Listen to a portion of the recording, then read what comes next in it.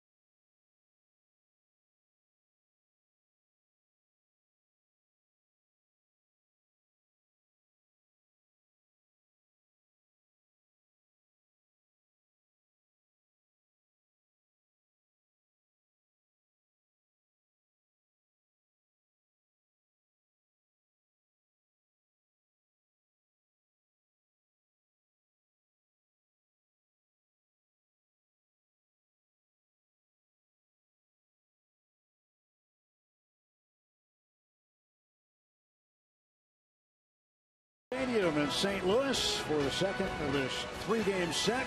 The National League Central, Pirates and Cardinals. John Michael Wacha back at it again. He has been outstanding, 13-4 for St. Louis. Yeah, we'll be saying this inning game against the Cardinals that their starting pitchers are really good.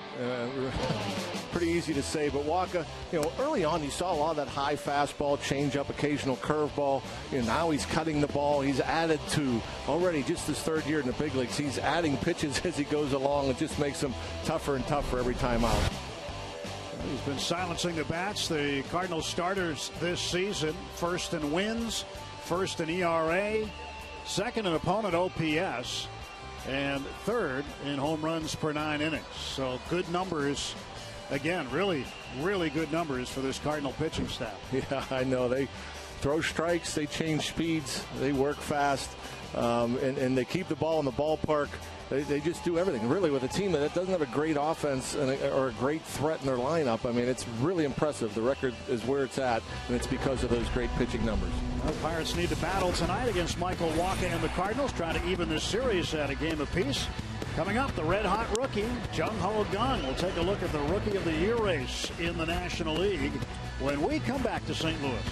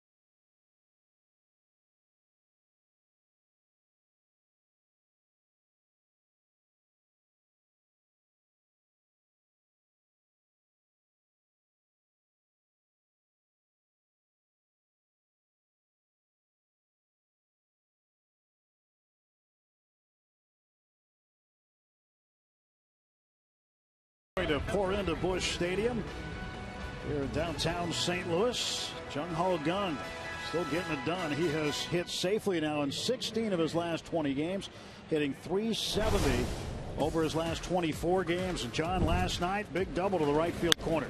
We've seen him pull the ball. We talk about his bat speed and how well he gets to the fastball and he can hook it down the line. Well, he's been hitting the ball the other way. We saw the big home run the other night at home.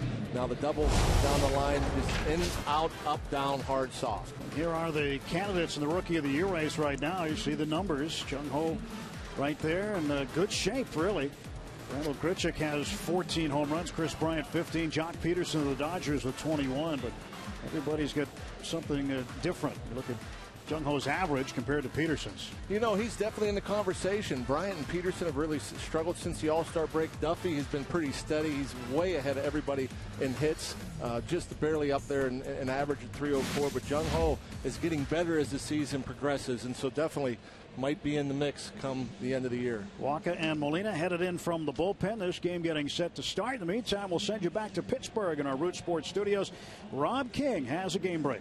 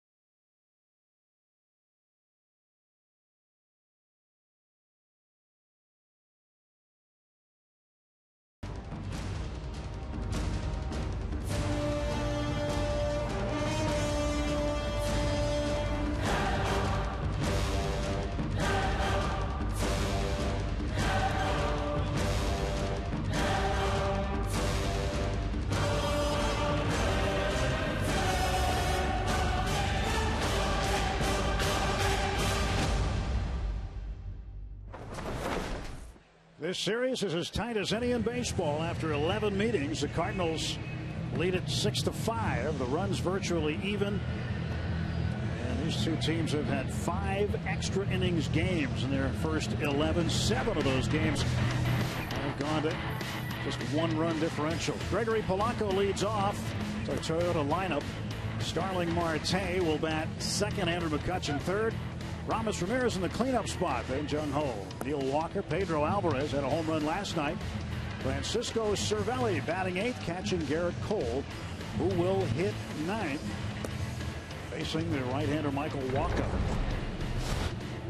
Gregory Polanco, 3-hit night last night. He continues to get it done at the top of the order. He has been pretty successful in that number 1 spot. And Wacha making his 22nd start of the season. Believe it or not, Wacha did have an ERA over 3. One of the few, or the only one, Cardinal starter with an ERA over 3. But his last 2 starts, 7 innings pitched, 4 hits allowed, no earned runs. And so that ERA, like the rest of the starting staff, under 3. Take a look at the defense for the Cardinals. It's brought to you by Honda. Brandon Moss starting at first base. Pirates saw him earlier this year with the Cleveland Indians. And Wong, Peralta, Carpenter around the infield. Scotty, Grichuk, and Hayward left to right in the outfield with Molina doing the catching. Yadier Molina, little glove catcher. First pitch ripped into right field, a base hit. That's how it starts tonight as Gregory Polanco extends his hitting streak to 6 straight. Why waste any time? And you like that. You remember the knock on Polanco early on was he was taking too many pitches early in the count. That was the first pitch changeup, it looked like. Gregory likes to extend those arms, hits it hard through the right side. You'd like to see the more aggressive Gregory Polanco early in the count. Wacha now with a man aboard. And Marte at the plate. Starling hitting .287. Wacha out of the stretch after 1 pitch in the game. He delivers a strike. Fastball at 95. Wacha hasn't given up a run in 14 straight innings. And he's not allowed a first inning run in any of his last 8 starts. 0-2 to Marte. He has that explosive fastball. That's what we saw the first couple of times we saw Michael Wacha. I think, as a rookie, he just challenged teams with that fastball. He has deception late in life. He likes to throw it up in the zone, sneaks up on guys, gets a lot of swings and misses. This is the 50th career start for Wacha. And the pitch, Marte to right field. That's foul. And the count remains 0-2. And he got away with one there. I'm not sure he wanted to leave that particular pitch on the plate. Trying to waste one. The cutter looked like he tried to get it down and away from Marte. Left it on the plate, but Marte a little late.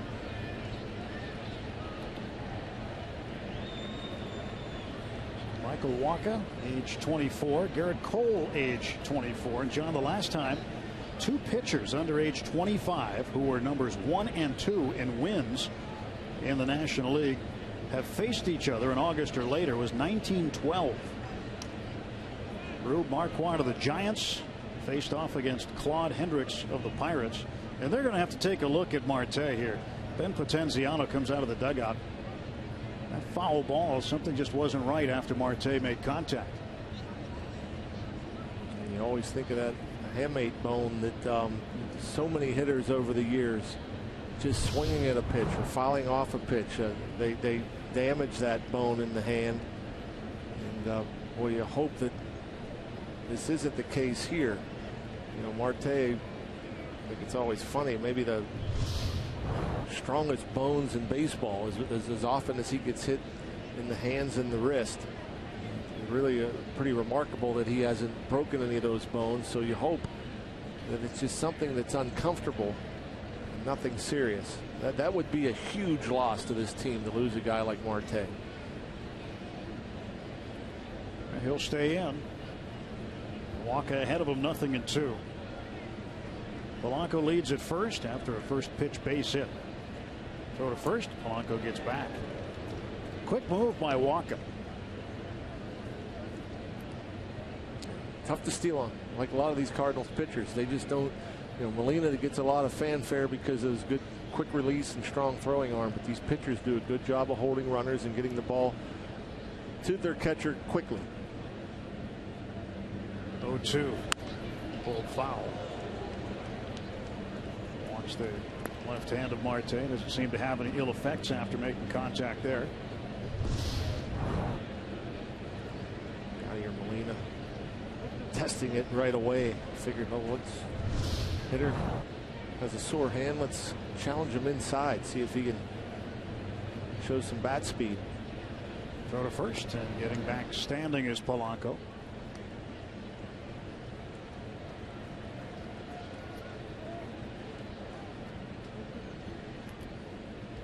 Gregory on base again. The pitch. There goes Polanco. Molina throws from his knees, and he got him. Wong just held his glove out, and Polanco slid into the tag. They're used to that here. That's pretty remarkable. That's pretty amazing. A guy like Polanco with his good speed. Molina taking no time to get rid of it. Throws it to the first base side of second base. Nice pick by Wong. Throw pretty much goes right into the body of Polanco, and Yadier Molina fired up about it. It's the 8th time this season that Polanco's been caught. Pitch outside to Marte. Breaking ball. It's 2-2. To date, only 5 stolen base attempts against Waka. Would-be base stealers were 5 for 5 before that caught stealing. Up in the air behind first base, drifting into foul ground is Brandon Moss. 2 out. Boy, that just changes the whole outlook of the inning. You get a leadoff hit on the first pitch, and then 1 out. 2 pitches later, you have 2 outs. Marte still shaking that left hand. I'm sure the trainers will get another look at it.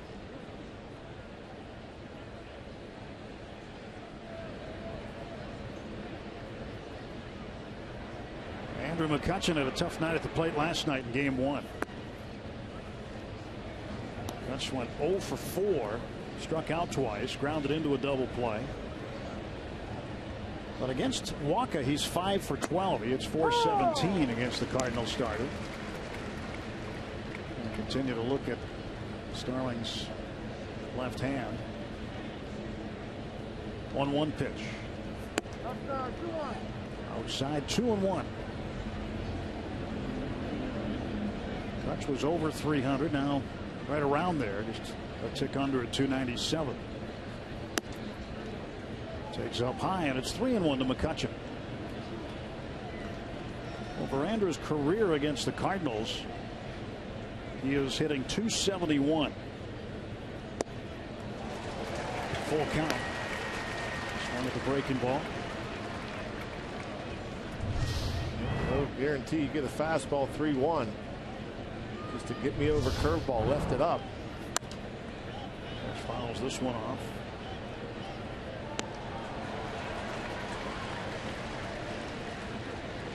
Still keeping an eye on Marte. 2 outs, base is empty, and a full count. Payoff pitch. Struck him out. No runs, a hit. That's it for the Pirates in the top of the first inning. Here comes Garrett Cole.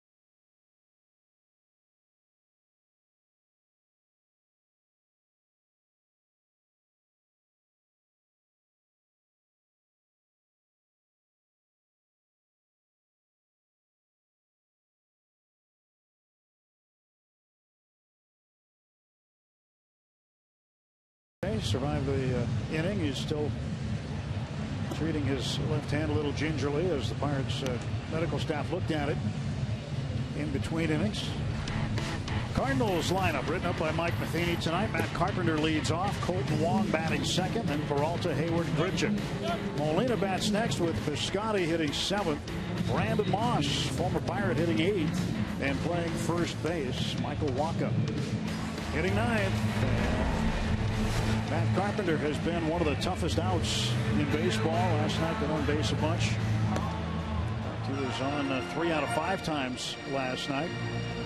And now Cole, who has pitched once against the Cardinals this year and beat them, out to do it again tonight. Just expect Garrett Cole to do what he does. Just go out there and compete. When he's on, he'll dominate. When he's not on, still pretty good chance of winning the ball game. He just doesn't give up much. 2.39 ERA, 14-5. Still looking for that 15th win. And Cole getting set to throw his first pitch to Matt Carpenter.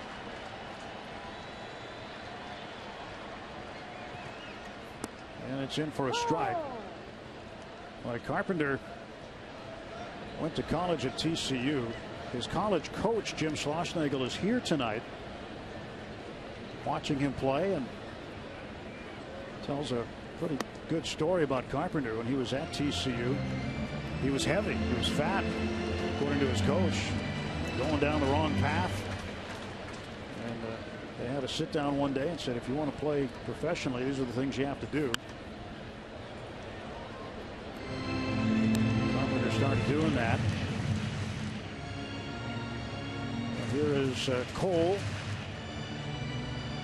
who has not allowed a first inning run in his last 7 games. His 23rd start. And the pitch inside. But Carpenter ended up signing as a senior for just a $4,000 bonus. Yep, that's why everybody comes out as a junior after their junior year. You have no control, no power. And Carpenter, base hit. He has now hit safely in 8 straight games. He just makes it look effortless. It's just easy, relaxed, handsy. Not a whole lot of extra movement in that swing. He just gets those hands going, stays inside it. Good high finish. He's a very, very consistent hitter.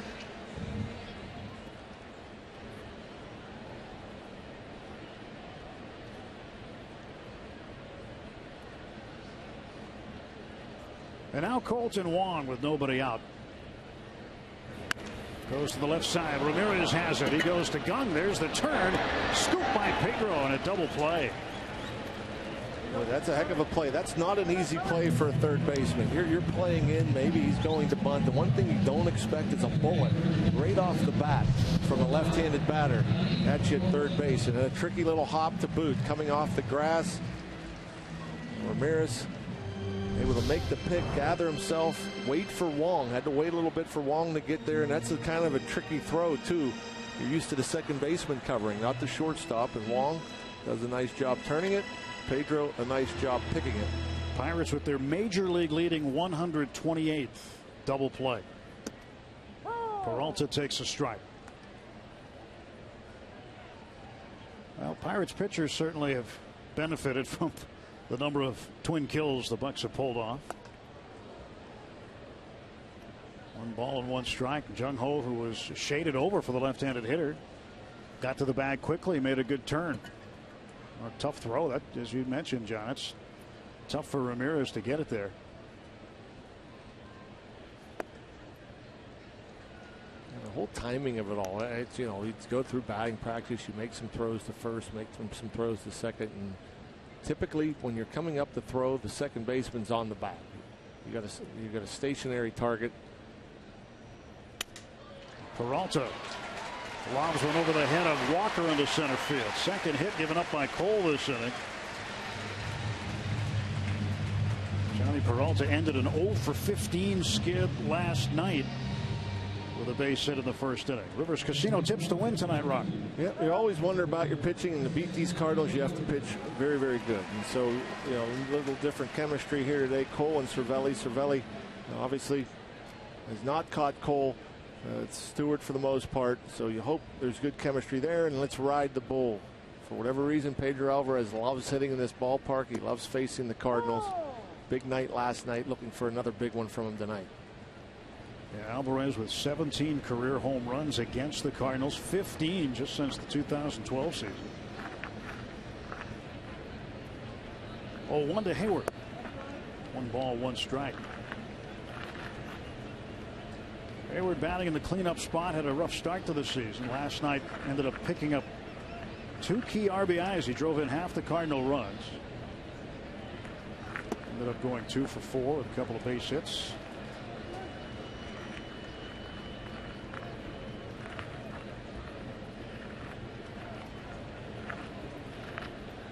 Two and 1 to Hayward. 2 outs. Peralta at first. Little chopper down the first base side, foul. Hayward, the former Atlanta Brave.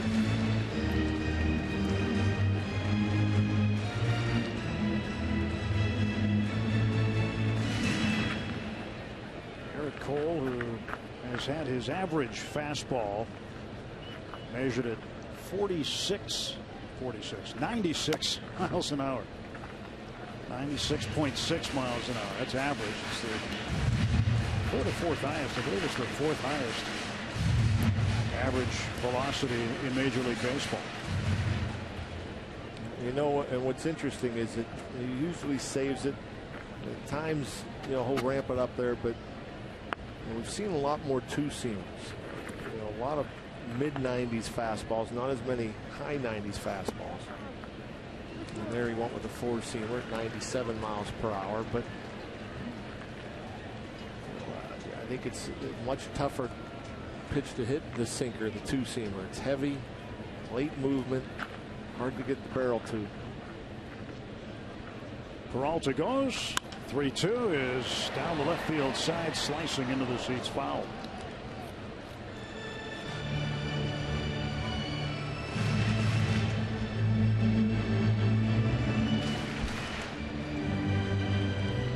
The last 52 plate appearances against Garrett Cole. He has 2 strikes on a hitter. He has struck out the hitter 54% of the time, 27 times. There he goes, and a pitch fouled off again. So Peralta on the run with a 3-2 pitch.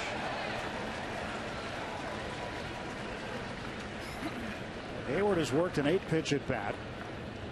Next pitch will be the 9th. Jeff Locke last night did all right, had a 2-run lead into the 5th inning and then struggled. That's where the game turned sideways on him, giving up 3 runs in the 5th. There's ball 4.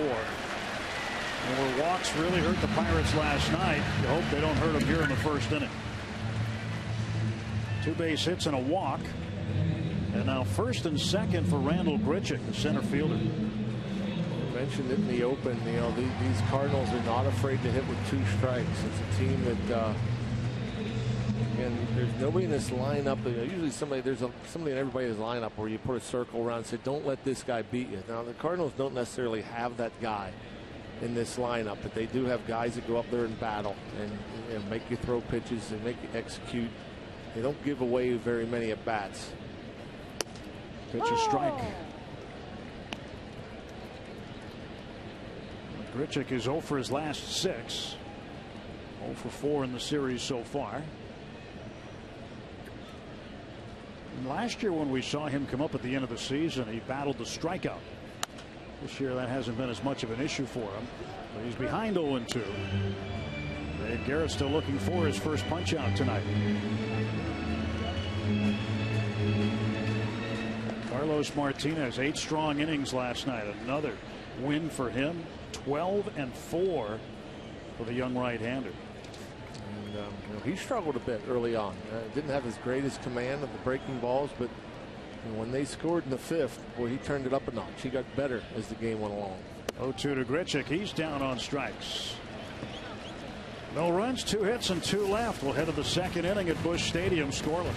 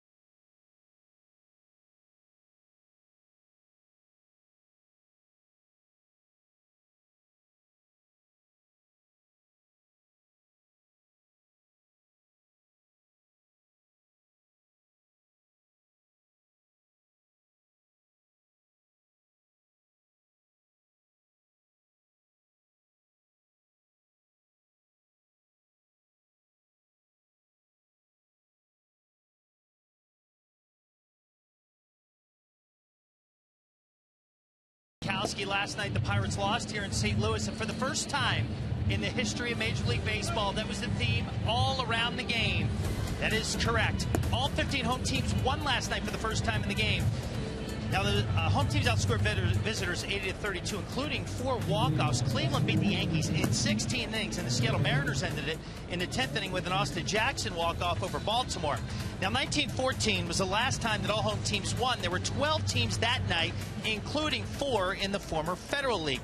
Now if you're looking at odds here, Tim and John, assuming it's a 50-50 chance for home visitor to win, the odds of what happened last night are 1 in 32,768. You'd have thought that would have had to happen sometime before last night. Now, in fairness, Arizona and Tampa entered the league in 1998, so that's the first time that baseball had 15 games in one night. But still, that's quite the rare feat. It's about the same odds as Steve Blass getting 2 holes in 1 in the same round of golf, which he did, by the way, a handful of years ago. Ramos Ramirez facing Michael Wacha in the 0-2. Stung a little bit. Well, when you're doing the math, 128 days a season. This came from Tyler Kress, who tweeted both Greg and I today about this. 128 days a season where all 30 teams play, Rock. See Ramirez. Ouch, that's off the shin bone. That's not good. Nothing that the trainer can do for that. That's just something you got to shake off. For all 15 home teams to win, it would happen on an average of once in 260 seasons. So the next time should be in 2275. Yep, that I was surprised that that's the first time that's happened. Ramirez down on strikes. Wacha has struck out the last 2. 1 away for the Pirates. Nothing fancy. Just the old-fashioned high fastball that just takes off. A lot of times you hear about pitchers pitching down in the zone. Wacha likes to go up with that fastball. Very hard to get on top of. Especially for whatever reason, it's so much more difficult to win on the road. Obviously, the Cardinals and the Pirates, huge home field advantage for both teams. Look through the league. My quick math here shows only 6 teams have a winning record on the road so far this year.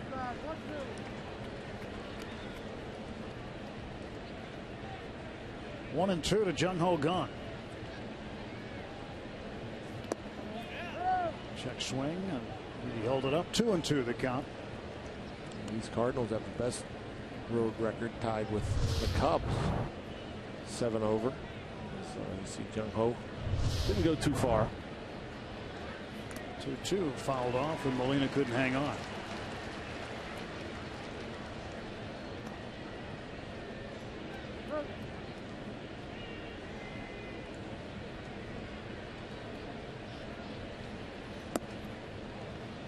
Full count now to gone. 3-2. 3 balls, 2 strikes.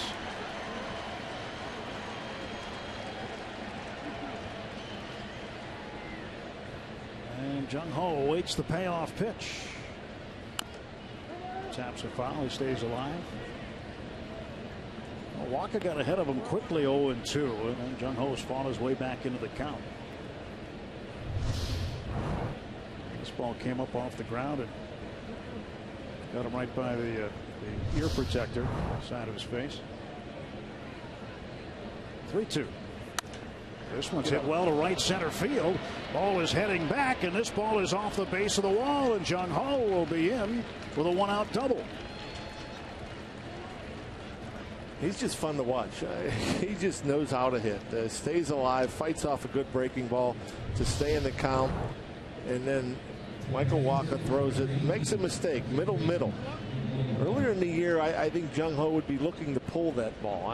It was pretty much all pull the first half of the season, but I think the more he plays, the more he gets locked in, the more he's comfortable, sees the ball a little bit, more likely to hit it where it's pitched.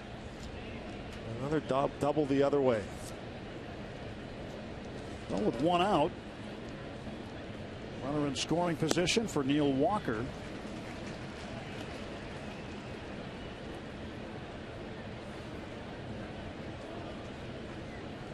If you were in Boston, you'd say Walker's name the same way as the starting pitcher's name. That's really good. Wacha. And Wacha pitches. Walker hits it to left field. It hangs up for Piscotty. 2 men out. Download the MLB.com ballpark app on your mobile phone and check in next time you're at PNC Park. This free app personalizes your PNC Park experience with check-in offers, rewards, social media, and exclusive team content. Download the ballpark app with Google Play or the App Store on your iPhone or Android. That guy's a little confused there, wearing the Cubs shirt and the Boston hat. Imagine combining that accent. Chicago and Boston. There's Pedro Alvarez. He hit 2 rockets last night. One of them went out of the park. Another one good for a double.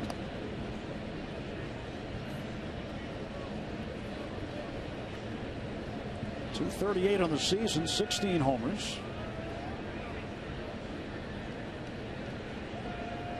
Peralta playing him up the middle, and out in right field, Colton Wong, the second baseman.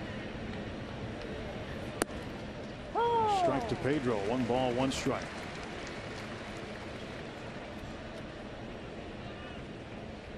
Since the beginning of the 2010 season, Pedro's 17 home runs, the most by any player in the majors against the Cardinals. 1-1 pitch. And that's a strike. Another fastball that he got away with. Pedro didn't pull the trigger. Wow. Molina was set up so far off the plate that he backhands this ball, and it's still not on the plate. That is crazy. Walker got a pretty good call there. Yeah, that was outside. 1-2. 2 balls, 2 strikes. Well, that's one way to get a strike on Alvarez, is don't throw a strike and have it called a strike. Can't count on it every time, but Ron Copa throwing it up. Wide strike zone. Yeah, he probably figured, well, Molina, if you're set up away and you backhand the ball, it should be on the plate. But he was so far off.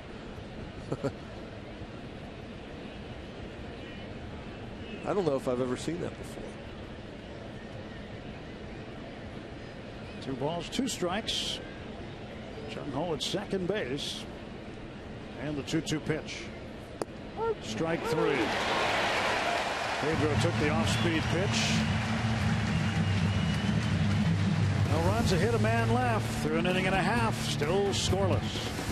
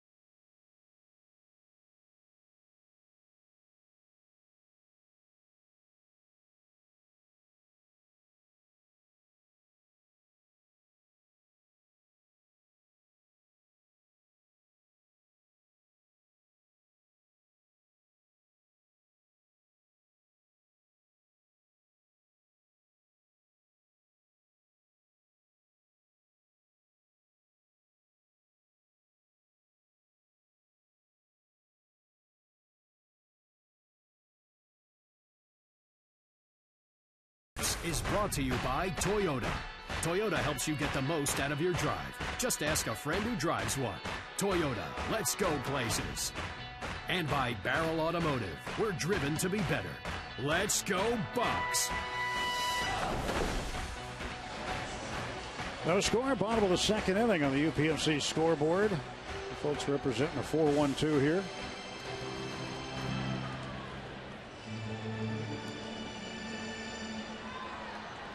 Long way to get it out there.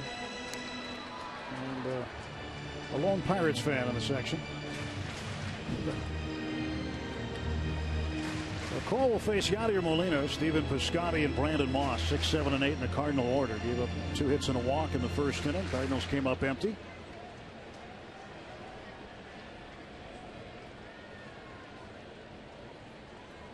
First pitch to Molina.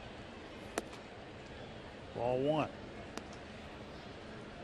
Cole 2-2 in 5 career regular season starts against the Cardinals. 1-0 this year in 1 start.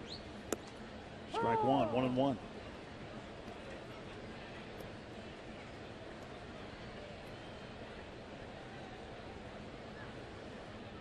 One to Molina. Ground ball wide of third. Strike 2. Talking about it in the pregame with Stan and Teague. These matchups, how many times the Pirates and the Cardinals face one another, and how familiar each team is with one another. In the air to right field. Easy play for Polanco. There's 1 out. Molina flies to right, 1 down. And we want to see your strongest fan photo. Use the hashtag #PittDataStrongFan, and you just might see yourself in an upcoming broadcast. It's brought to you by T-Mobile. Looking forward to seeing some good pictures, and we'll show you a nice one later.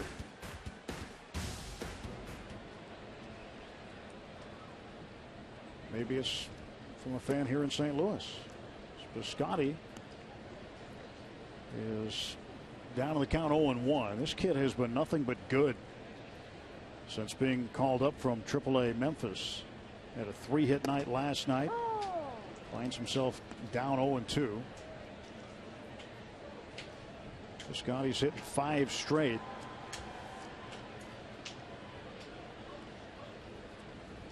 Oh, 2 pitch. Fouls it off. Normally he's a right fielder, but with Jason Hayward here, he's not going to play right field. So the Cardinals have had him in left. And with John Jay out, they've moved Grichuk from left over to center. course, Matt Holliday, the regular left fielder, still out with a quad injury. 0-2. Strike 3 call. Down goes Piscotty looking. Strikeout number 2 for Garrett Cole. Yeah, that's a good looking pitch right there from Garrett Cole. That's down and away. Right where Cervelli sets up. Maybe a touch off that outside edge, but that pitch is going to get called a strike 9 out of 10 times. Not many hitters can do much with that. Brandon Moss takes a strike. Moss did a nice job with Cleveland in the power department before being sent to the Cardinals. 15 homers, 50 runs batted in for the Indians. But so far here with the Cardinals, hitting just 172. He's 5 for 29, no home runs and 1 run batted in. Cardinals trying to get some depth at first base with Matt Adams still out. Heard some rumbling last night, Rock, that they're going to try to get Adams back in September. Yeah, I heard he's been taking some soft swings. Certainly, it's pretty remarkable. Again, you're looking today and you see Peralta, Hayward 3 and 4. You're used to seeing Holiday, Adams. Those are big losses. 2 balls, 2 strikes. John Mozeliak, the general manager of the Cardinals. Obviously, the Pirates have a great pitching staff, but I don't know how well this team does without, say, McCutchen Marte, if you lose those 2 bats.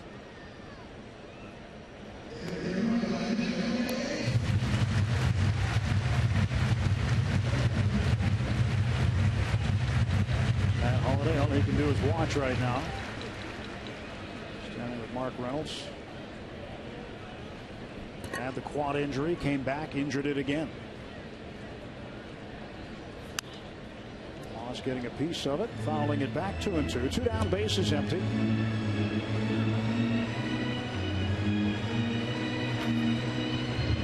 And Matt Adams patiently awaiting his return.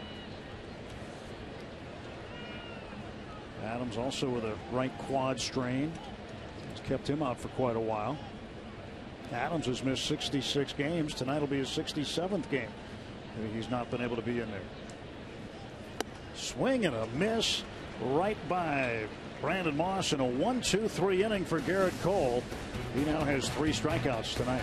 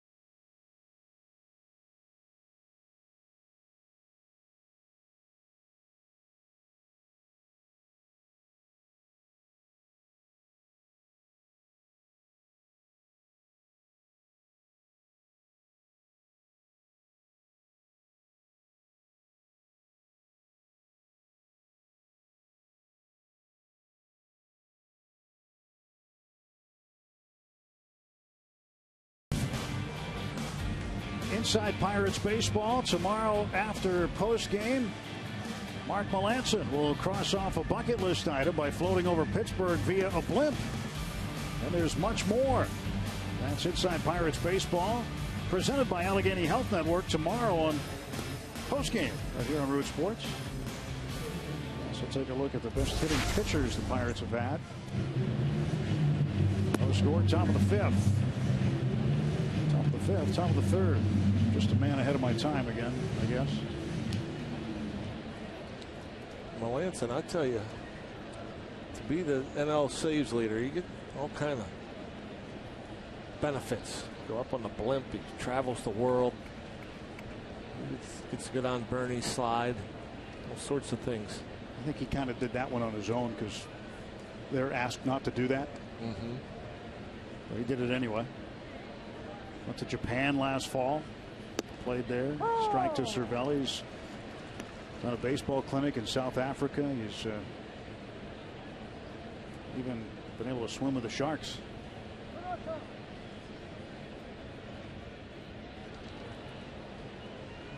Nothing in 1 to Francisco Cervelli. And the strike is called. Cervelli with the 2nd highest batting average among National League catchers at .308, trailing only Buster Posey of the Giants.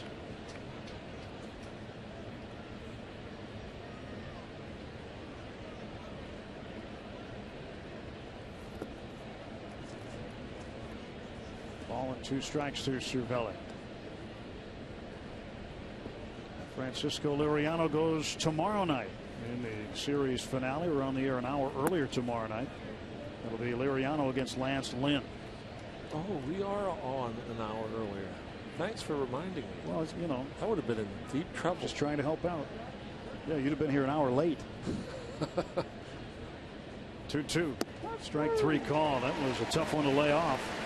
95-mile-an-hour heater. And Cervelli goes down looking. That's 4 strikeouts for Walker. And again, this fastball just jumps on a hitter. We've seen Cervelli cover that part of the plate before. You know, just couldn't pull the trigger. He kind of reacts like thought maybe it was away, but you saw there on the WB Mason strike zone on the outside edge. He does a really good job going the other way with that pitch. And again, there's certain pitchers that ball just gets on you, and you see it fine, and next thing you know, it's past you.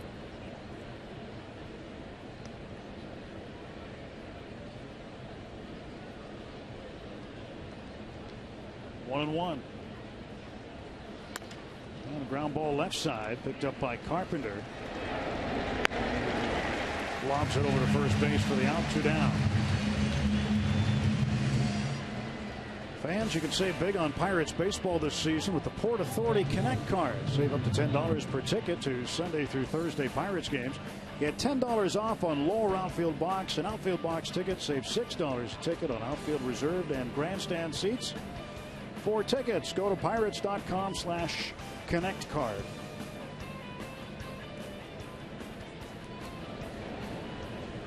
Two men out. Gregory Polanco, who's 1 for 1, caught stealing in the first after his base hit. And he lines one to left center field. Polanco, multi-hit effort, is 2 for 2. Get up there and swing it. It's great to see him being aggressive early in the count. It's tough to hit in this league when you're behind in the count. He gets a pitcher pretty much right down the middle. Sweet looking swing. Drops it in the left.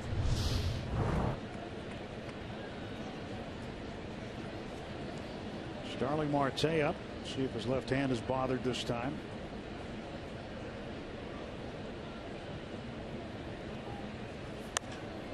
Pops it up. Colton Wong, the second baseman, chasing after it. And foul ground, he'll make the catch. No runs, a hit, 1 left. After 2.5, no score.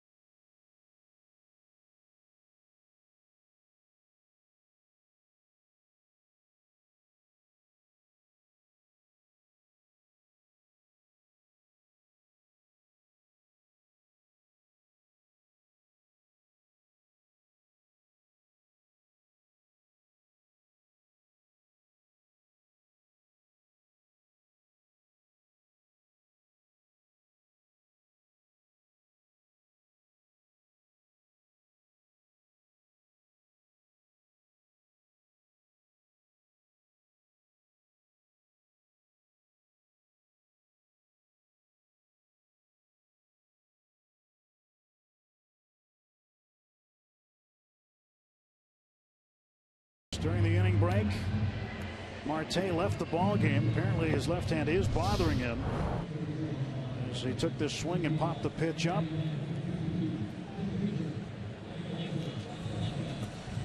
And talked to first base coach Nick Leyva, and the hand not well enough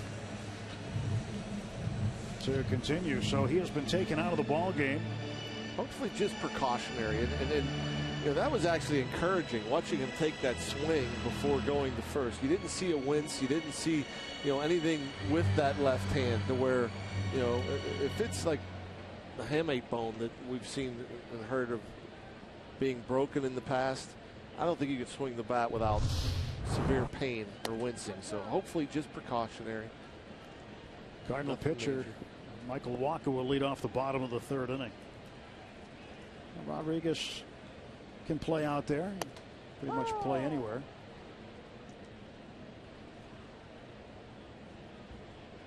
Pirates just being careful with Marte at this point in time. We'll try to get you an update during the game at some point. Well, you mentioned it though, John, a guy you really can't afford to have miss any substantial amount of time, especially down the stretch. Yep. And the one thing, you know, hopefully, again, it's a day-to-day situation. Doesn't miss significant time. If he does end up missing significant time, we are closer to getting some guys back. In particular, J-Hay, who can go out there, play regularly. Wacha held up his swing. 2 balls and 2 strikes.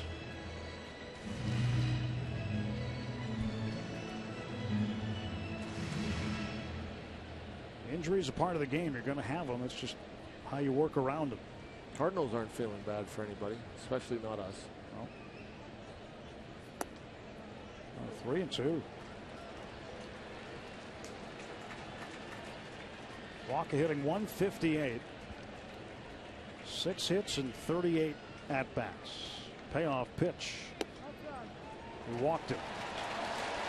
That's something you'd never see Cole do, walk the pitcher, and a leadoff walk at that.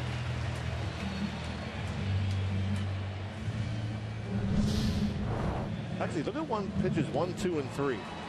1, 2, and 3 were all in the strike zone, but obviously after the third pitch it was only 1 and 2, so didn't get a call early on. But still, you know, you don't have to be that fine against Wacha. You know, all those pitches were away or down.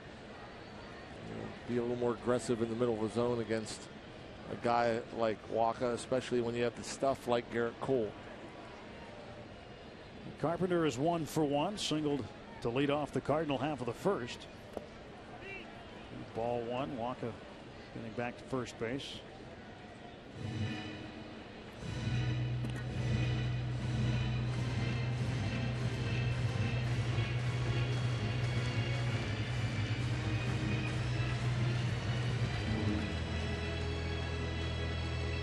Carpenter got on in the first. Cole induced a double play ball off the bat of Colton Wong. See if he can do it here with Carpenter.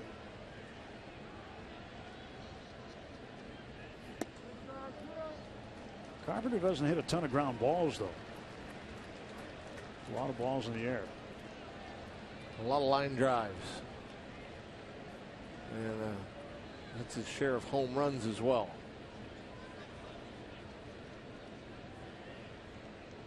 2-0 pitch from Cole. It's 2-1. You look at the home runs by Carpenter, 17. 11 of them have come in the leadoff spot. It's one of the higher totals for a Cardinal in their franchise history from the leadoff position. Lou Brock has the record, 1967. He had 21 home runs, hitting in the #1 spot in the order for St. Louis. Don't expect that from Lou Brock. I mean, that's surprising to me that you think of speed, you think of stolen bases, you don't think of that many homers. The last guy for the Cardinals to hit about this many was Ray Langford in 1994. He had 12 from the leadoff spot. A broken bat fly ball. McCutchen will get under it. He'll make the catch for out #1. Well, here's tonight's Allegheny Health Network injury update. Rob Scahill made his second rehab appearance last night, starting for AA Altoona. Went 3 innings, gave up just 2 hits and a walk. So that's 5 shutout innings from Rob on his rehab. That right forearm tightness. He's getting closer to rejoining the Buccos too.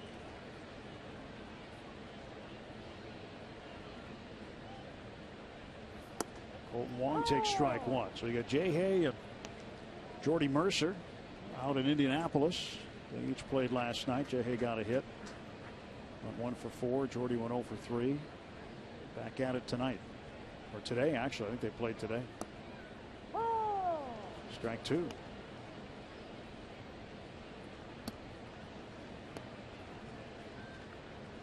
Nothing in 2 to Colton Wong. 1 out, Walker at first, and the pitch. And a ground ball left side.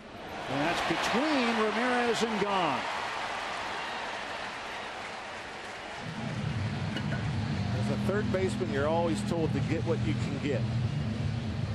That situation, Ramirez was playing pretty far off the line at third base. I think Jung Ho has a play on this. Ramirez gets a piece of it. And with him getting a piece of it, obviously changing direction, nothing that Jung Ho could do. And looking there, it looked like Jung Ho was going to be able to make a backhand play and perhaps force out Carpenter at second. But again, as a third baseman, you're taught to get what you can. And that just was out of the reach of Aramis Ramirez. So 2 on, 1 out. Not Carpenter, by the way. Waka is the base runner. Strike to Peralta. And so I'd really like Gung's chances of forcing Waka at second. If that ball's not deflected. It's been tough to double up Colton Wong, though. He does run well, especially out of the left side batter's box. And that one's into right field. Oh, a stop by Walker. Throw to first. Safe is the call. Larry Van over the crew chief said that the throw pulled Pedro off the bag. Pedro's not. I mean, this play's messed up because Pedro doesn't get to the bag. If Pedro's on the bag, it's an out. Pedro, for whatever reason, was late getting to the bag. He's going to line up the throw to the plate. That was the issue there. And so with Pedro getting to the bag late, Neil Walker had to take something off the throw. Well, the Pirates are taking a good long look at this. Clint Hurdle has not given the indication as to whether or not they'll challenge. He's just waiting for the word. But this one might be challenged. I think Clint wants to have him look at it. As he comes out to pay a visit to home plate umpire Ron Culpa. That's a heck of a stop there by Neil Walker as the crew chief Larry Vanover on his way in. And still, it doesn't look like a decision has been made. They are going to challenge. Well, good play by Walker to begin with. I thought that ball was going to get past him into right field, but he was able to knock it down and keep Walker at third base. Yeah, and when he came up to throw it, Pedro wasn't at the bag. Pedro was starting to run in towards the cutoff position for the first baseman. He was thinking that that it was through, and so then by the time he realized Walker made the play. See where Pedro is right there. Okay, so Neil sees that and he notices that Pedro's not on the bag, and so he kind of lobs it over there. And, we've yet to see a view that would, a clear view that shows that Pedro's on the base. Maybe we'll see it here. Got the ball. Is there contact from his foot to the bag? And that's the one thing I think we need to see upgrades in as far as reviews and is camera angles. I think, you know, if you're going to do this universally throughout baseball, I think you've got to have the right enough cameras in the ballpark to where you'll be able to see whether a first baseman has his foot on the bag or not. You'll be able to see directly down the foul lines to see if a ball, you know, is fair or foul.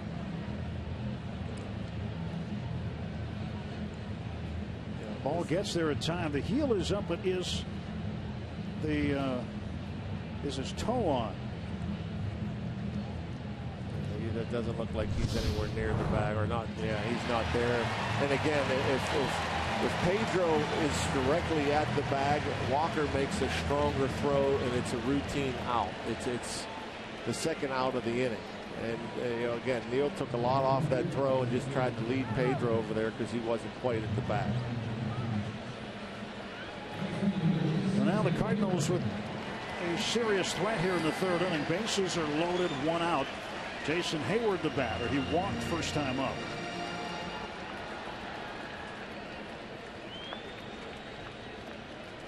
Cole's wind in the pitch, and Hayward hits a bouncer toward the middle. Walker's got it, steps on the bag, throws to first. Pedro can't hold it, and the Cardinals get 2 runs out of this. And what would have been an inning-ending double play ball, the Cardinals take a 2-0 lead. Once again, the defense of the Pirates and just the miscues. We saw it in last night's game that led to an early Cardinal run. And now here, this is a pretty routine double play ball. You get a ground ball that takes you to the bag, an accurate throw, we're out of the inning.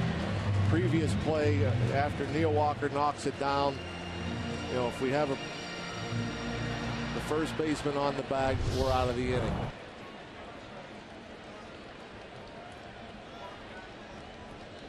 So big error.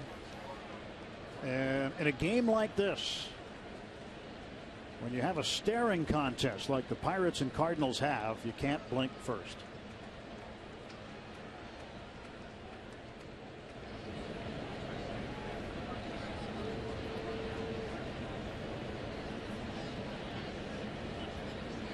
Jason Hayward ends up at first base, 2 men out.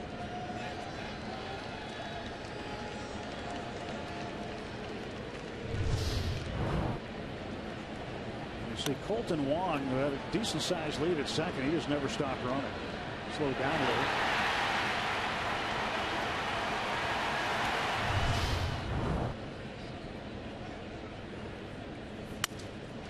Grichuk lifts one into shallow right center. On the run, McCutchen. He will track it down.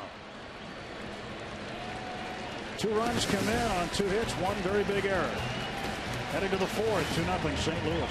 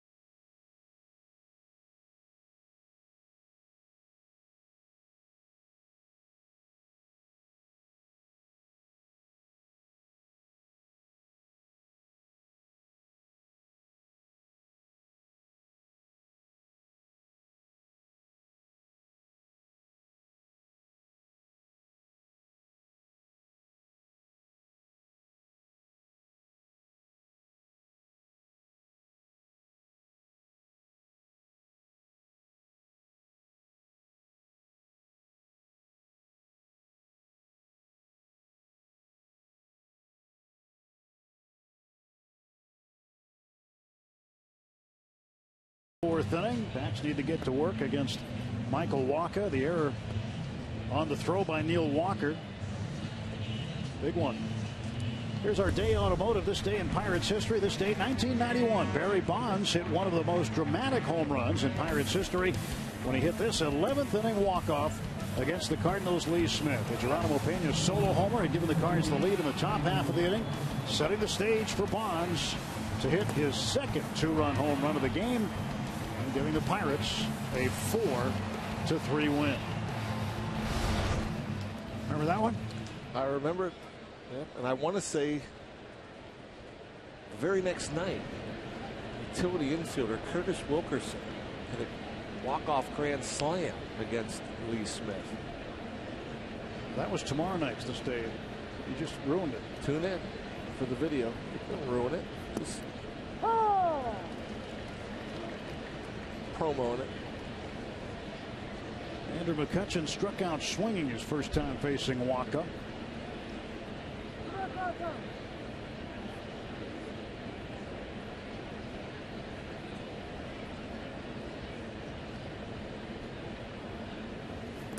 In the dirt. So Hayward, by the way, gets credited with a fielder's choice. A run batted in. And then the error. So 1 run is earned, 1 run is not earned. In the bottom of the 3rd inning. And McCutchen hits one high in the air to right field. Hayward going back. He is at the track. He looks up. It is gone. A home run. Andrew McCutchen, an opposite field shot. Home run number 18.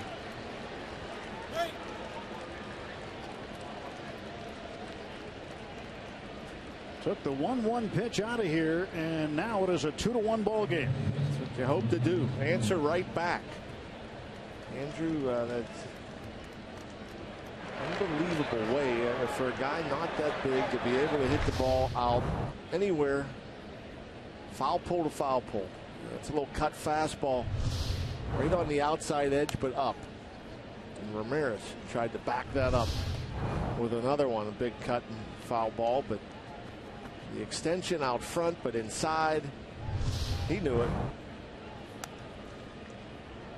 Ramos Ramirez, 0-2 count.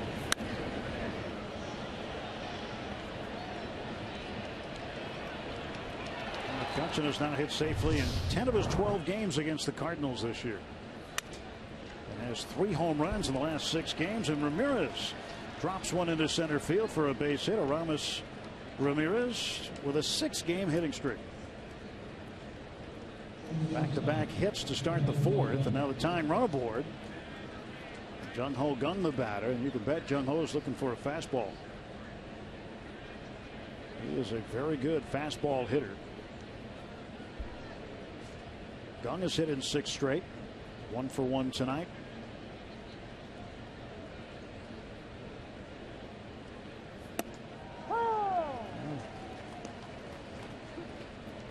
Strike 1. Estimated distance on the McCutchen home run, 373 feet. Well, he got 2 fastballs. And he's 0-2. And again, that deception of that fastball that he gets up around the letters. It just sneaks up on you. Jung Ho unable to pull the trigger. Well, his last at bat started 0-2. He worked it full and then got himself a double.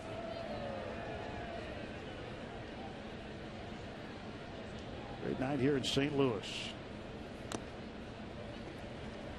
The weather here has been warm. Not as humid as you'd think, and not as hot as you'd think, but still well into the upper 80s in the time that we've been here. Very rare to be in the 80s this time of year in St. Louis. To the right side, foul. Walker, after getting ahead 0-2, came way in with the fastball, and he's got away with a couple pitches here. A 1-2 changeup he left middle of the plate, and that was a hanging breaking ball up and out over the plate. That better location with the changeup there, right around the knees.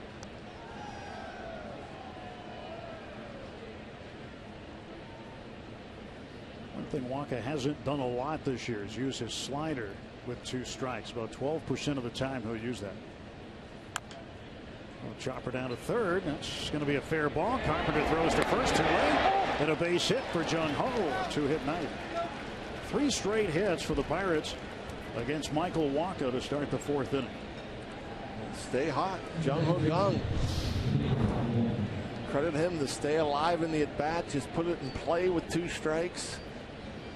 Get himself a leg hit. Don't see many of these from Gung. The leg hit. Goes hard all the way and just beats the throw.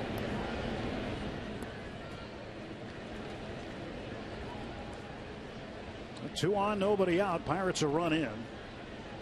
Trailing 2-1. Walker takes on the corner inside. Walker with these changeups. He threw a couple inner half of the plate to Gung, and that changeup inner half to Neal.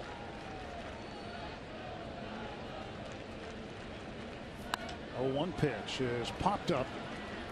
Johnny Peralta will make the catch. That'll be an infield fly. So Walker is automatically out. First out of the inning. It's time for our Data Strong fan photo of the game, brought to you by T-Mobile. Keith Bell sent this one in. Walker, Fozzie Bear. One of the best Muppets ever. He also says waka waka waka. Was that taken at the ballpark? PNC.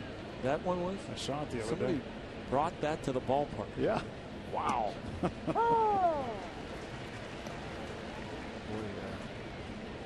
Neal frustrated, hoping that his buddy Pedro can pick him up, but Pedro not getting much help from the home plate umpire. Took the pitch. First pitch looked to be a bit away for a strike.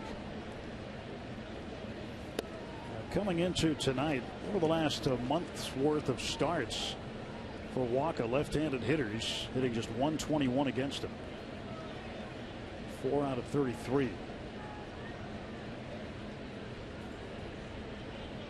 2 on, 1 out.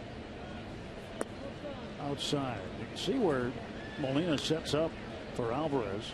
We talked about it the last time he was up, where Molina basically set up inside the right-hand batter's box and then reached back for a pitch that was well outside and got the call. Pedro pops this one up. Center field, shallow, coming in Grichuk. 2 out. Walker again, a breaking ball up around the letters. Got away with one. The breaking ball for him, really, he's not been getting it down in the zone, but hasn't really been hurt by it to this point.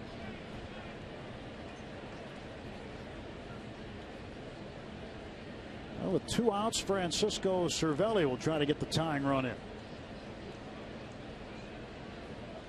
Andrew McCutchen with a solo homer to start the inning. 3 home runs in his last 6 games against the Cardinals. Outside for ball 1. Cervelli struck out on a pitch that painted the outside corner in the 3rd. And I'm sure Molina will try to stay out there here.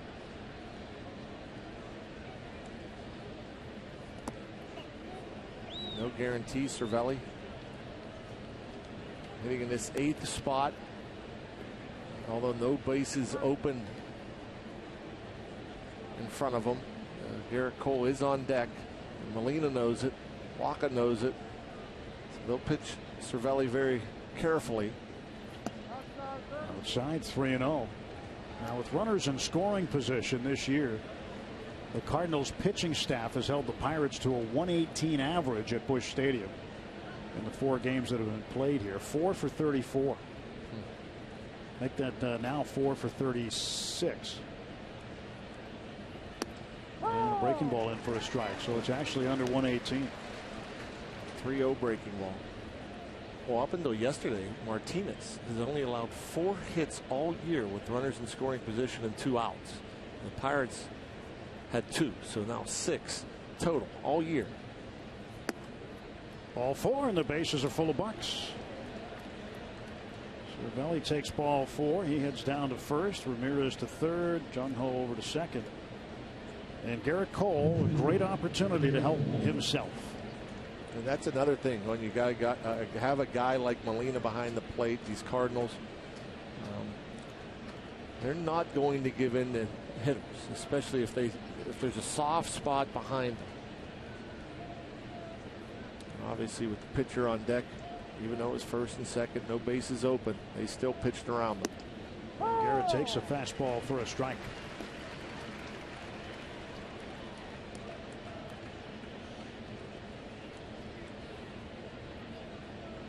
0-1 pitch to Cole. Another fastball strike. And Cole, he'll be bewildered right now. Painting the corner.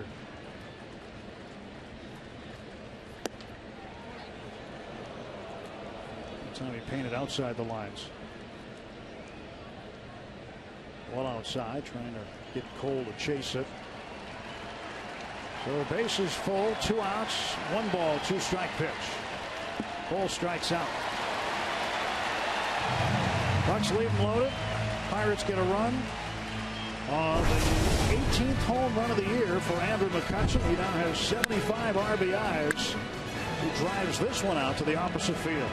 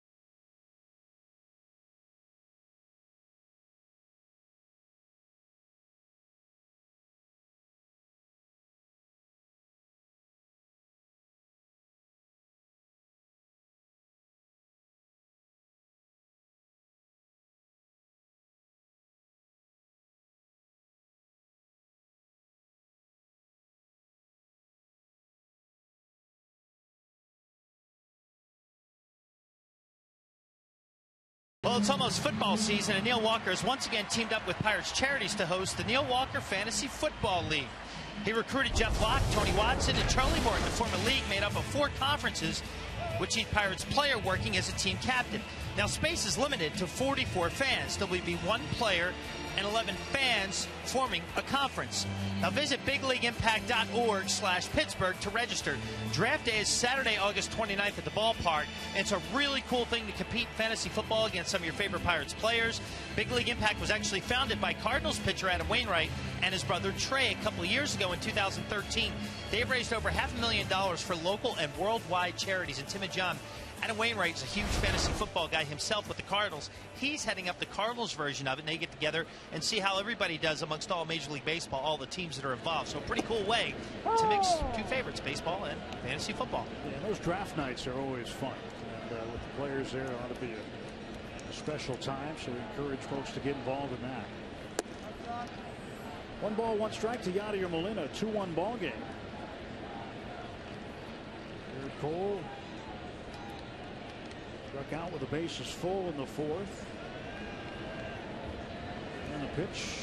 And Molina bounces it foul.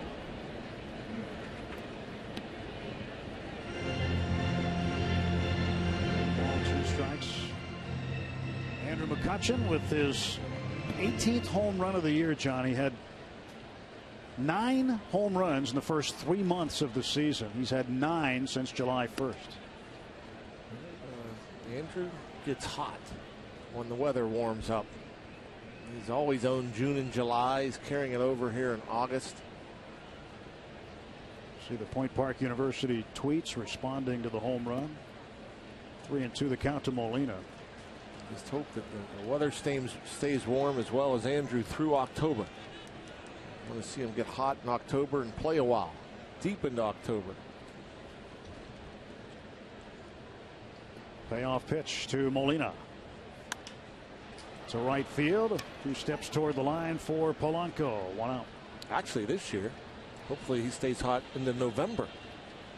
Yes, the World Series will be going into November this year. Remember, the season began a little later this year, a week or so later than normal. Well, maybe not normal. I guess it's just part of the rotation. It does begin some years in late March even. But you got to follow the calendar.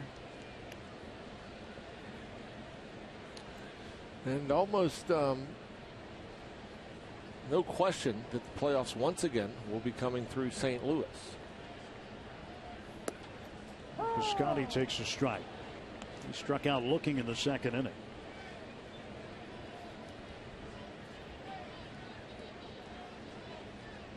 Well, you'd figure. You and I were talking about this prior to the game tonight. The Scotty line shot that's past Gunn and into left field. Or a sinking line drive that the majority of the time is caught, is not, and the Cardinals have a base runner. My guess is this ball was knuckling. You see line drives at the shortstop from a right-handed batter has a tendency to knuckle, just like a knuckleball. And you saw, it dive down towards the end of its flight. It looked like, when it left the bat, it looked like it may get to Jung Ho about belt high and ended up down around his feet. That is an error on Jung Ho. Second Pirate error tonight.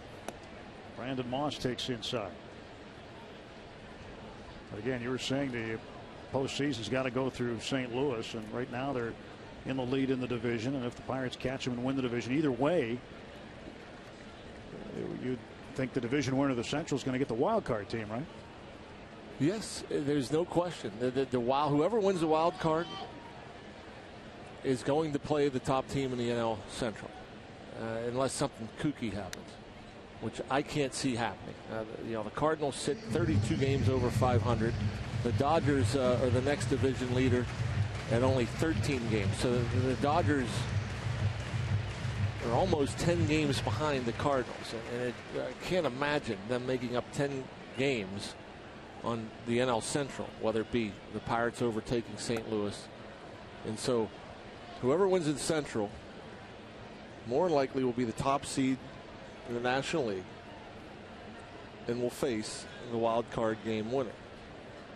So if the Pirates can't overtake and win the Central and they win the wild card, we'll be right back here in St. Louis. 1-2 pitch to Moss. Got him swinging. So Moss down on strikes. Fourth strikeout for Cole, and there are 2 men out for St. Louis. That's a hard one to swing at. This pitch never in the strike zone. The pitch out of his hand was down and out of the zone. And that's almost like when a pitcher throws a fastball that's well off the plate away. You wonder, how do you swing? How do your eyes tell you to swing at that one? That was one there to Moss where the fastball just stayed down the whole time, got the chase. Not uncommon to see a breaking ball, you chase it, that ends up down low, or a breaking ball chases or breaks down and away from the plate to get a swing and miss, but rare on a fastball. 71st pitch of the game for Garrett Cole is low. 1 ball, 1 strike to Michael Wacha. Yeah, both pitchers over the 70 pitch mark, just the 4th inning. Wacha to the right side, foul. Strike 2.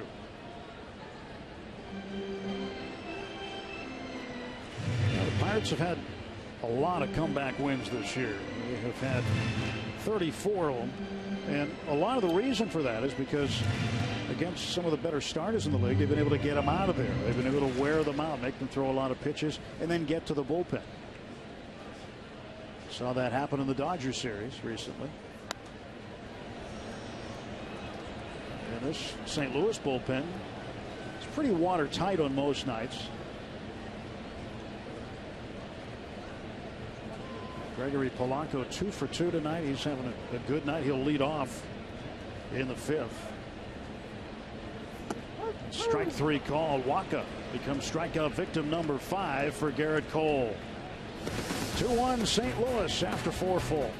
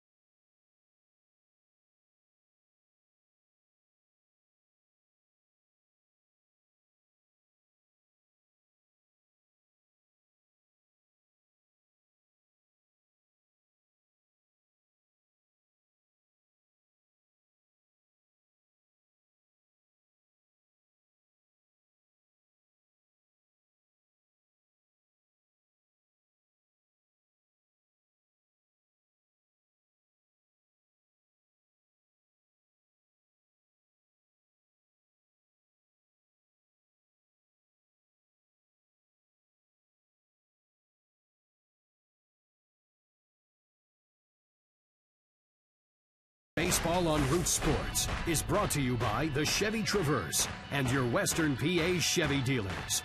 And by Day Automotive. We're going to make your day. Let's go, Bucks!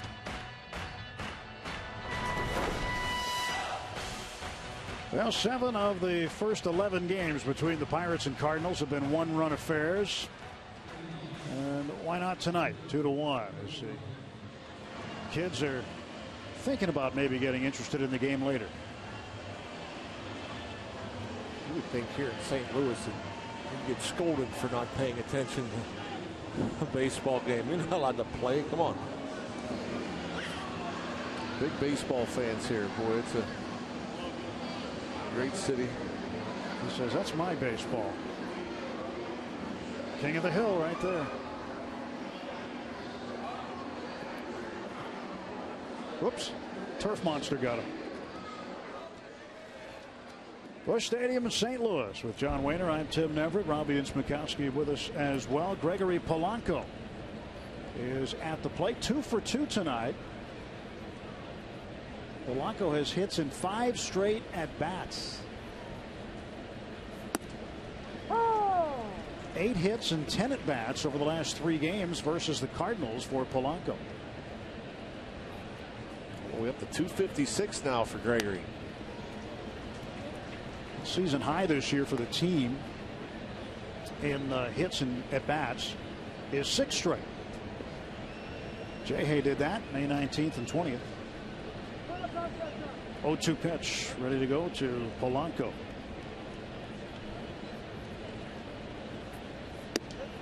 Inside.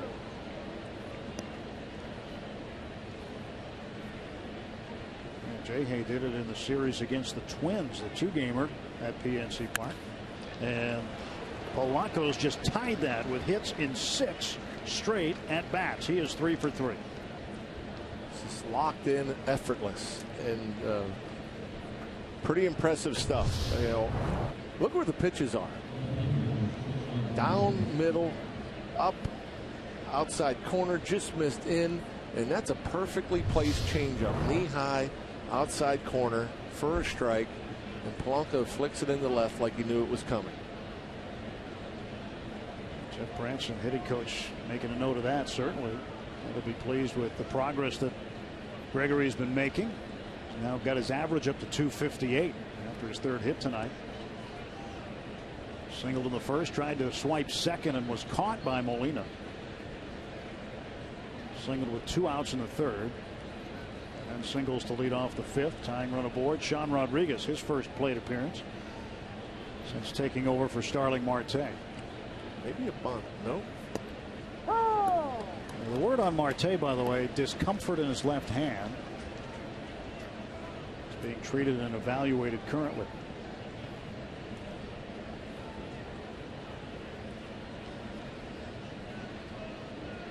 Oh, 0-1 to Sean Rodriguez. For the first.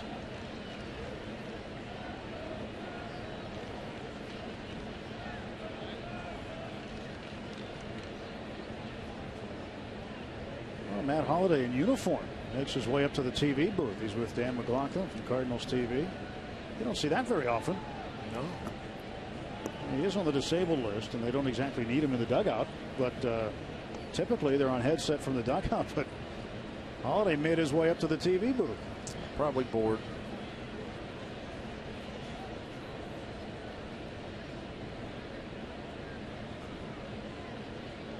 One. There goes Gregory, and this ball is popped up, foul ground over near the Cardinal dugout.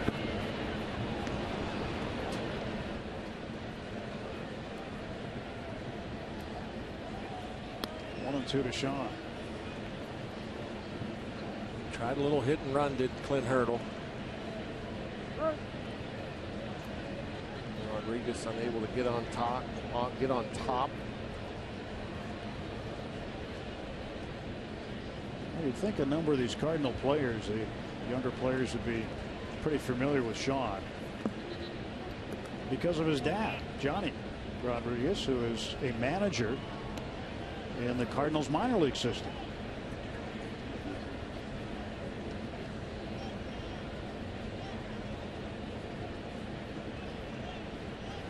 managing State College right now in the New York Penn League. 2-2. This one is in the air to left center. Grichuk makes the catch for the out.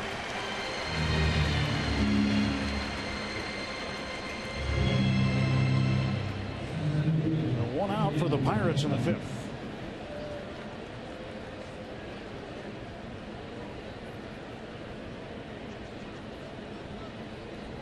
And Andrew McCutchen back up. Kutch 1 for 2 with a solo shot.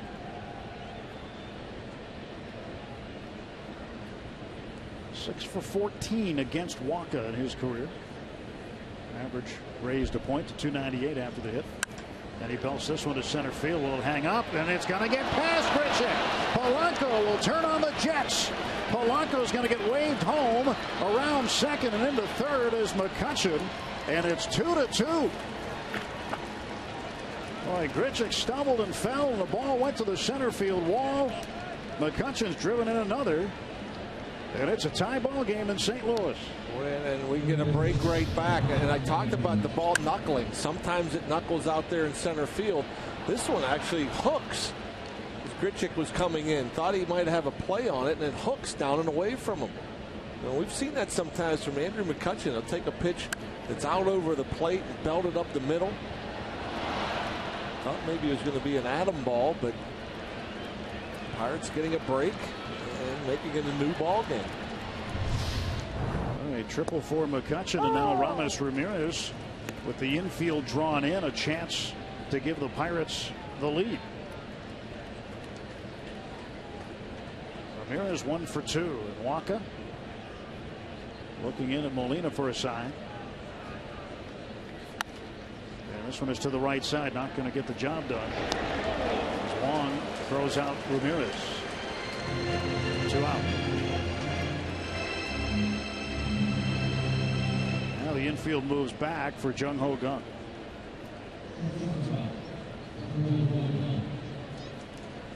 So the Pirates have had triples in each of the last 3 games. That's the 3rd triple of the year for Kutch. Polanco had one last night.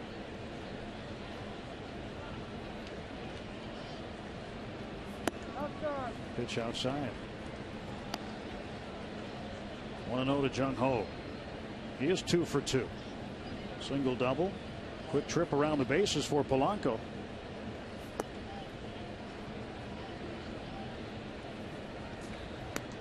Polanco back-to-back 3-hit games.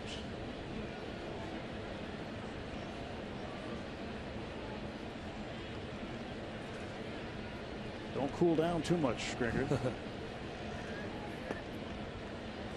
So much has been said, you know, about Polanco and, you know, his first coming up to the big leagues and the hitting streak to start his career. He wasn't this locked in that first dozen or so games. I mean, he is so comfortable, the ball jumping off his bat, so consistent with his at bats. So Gung will head to first base. Walker didn't want much to do with him there, so he'll put him on, and here is Walker. Walker a chance to give the Pirates the lead. Neal has had men on base in front of him. In fact, he's been up twice tonight with runners in scoring position and has come up empty.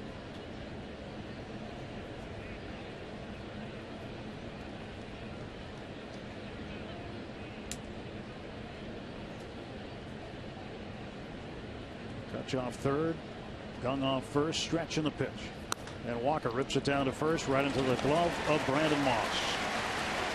Pirates get 1 run, 2 hits, they lead 2. McCutchen drives in the Pirates' 2nd run.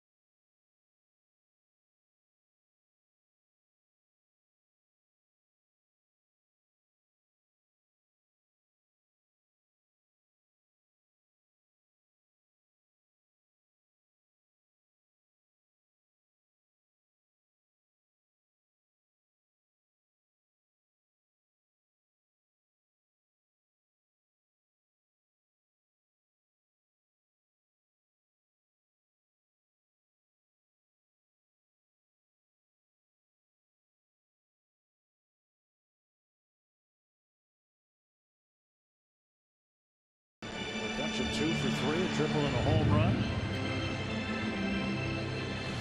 He was able to score Gregory Polanco from first base. It's amazing ability. A great hitter that Andrew McCutchen is. You know, you can go one night and have an off night and look bad doing it, and then the very next night against one of the best in the National League, and homer, triple, 2 ribbies. It's truly amazing. Oh, 1 pitch to Carpenter is low, 1-1. Carpenter tonight 1 for 2. Singled in the first and then was erased as part of a double play hit into by Colton Wong, who's on deck. 2-1 to count.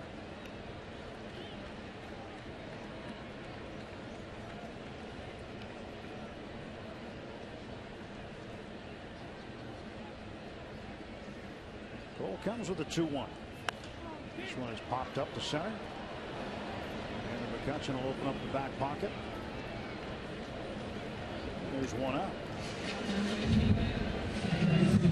Follow the Pirates wherever you are with MLB.com. At Bat, the #1 app for live baseball. At Bat is up to the moment at any moment with in-game highlights, live look-ins, replay reviews, radio broadcasts, StatCast, and more. Get MLB.com at Bat for your smartphone or tablet. Pitch to Colton Wong. There you go. Yes, you did, says third base umpire Adam Hammery. So 0-1 to Wong. Wong got a base hit in the 3rd inning as he hit it in between Aramis Ramirez and Jung Ho Gun. Would have been a force out at least at second base. And Ramirez's glove just got a piece of it and redirected it past Jung Ho. Chase the high one, 1-2.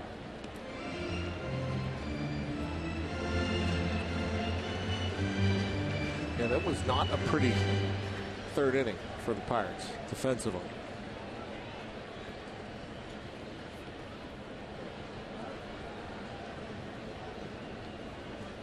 So that may have caught Francisco in the left wrist as he tried to keep that ball in front of him. And one thing we really haven't talked a lot about tonight is the fact that Francisco is catching Garrett Cole. We talked about it at the outset of the telecast.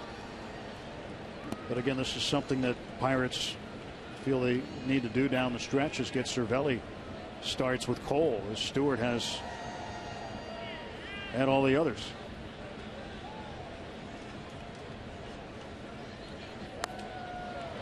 There's so many reasons why. I mean, a lot of people say because, oh, what if there's a 1-game wild card, you know, and it's Cole that's pitching. Well, who are you going to go with, Stewart or Cervelli? So you got to give Cervelli, you know, some reps with Cole. But it's just not the wild card. What if something happens to Stewart? What if it's a Game 7 of a National League Championship Series game, or a Game 5 of a Division Series game? A lot of different scenarios play into it. You know, a big game for Cole against these Cardinals in the playoffs. Now, this doesn't mean that, you know, you never know what's going to happen as you go into the postseason, if Cervelli will continue to catch Cole or not. But, you know, I think for that matter, Stewart is going to have to get reps with all the other starters, you know, which he does on occasion. Day game after a night game or whatever. Yeah, it's just, you know, one of those things too where you have the catcher with the 2nd best batting average among catchers in the league. You got to get his bat out there. It's not just the defense, it's the offense as well, which is very, very important. Well, a great hitter. It's amazing. Kind of nice that we have a guy like Cervelli hitting over 300 in the 8th spot of the lineup. Could easily be batting the top half of the lineup.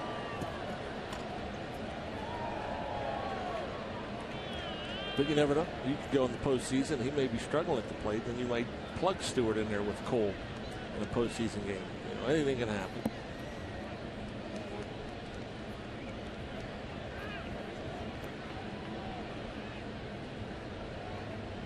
Things just kind of worked out early on in the year where it just matched up with Stewart and Cole, and then they We set a nice run going, so Clint Hurdle stuck with it. I don't know if it was designed from the onset to make Stewart his personal catcher. It just kind of worked out that way.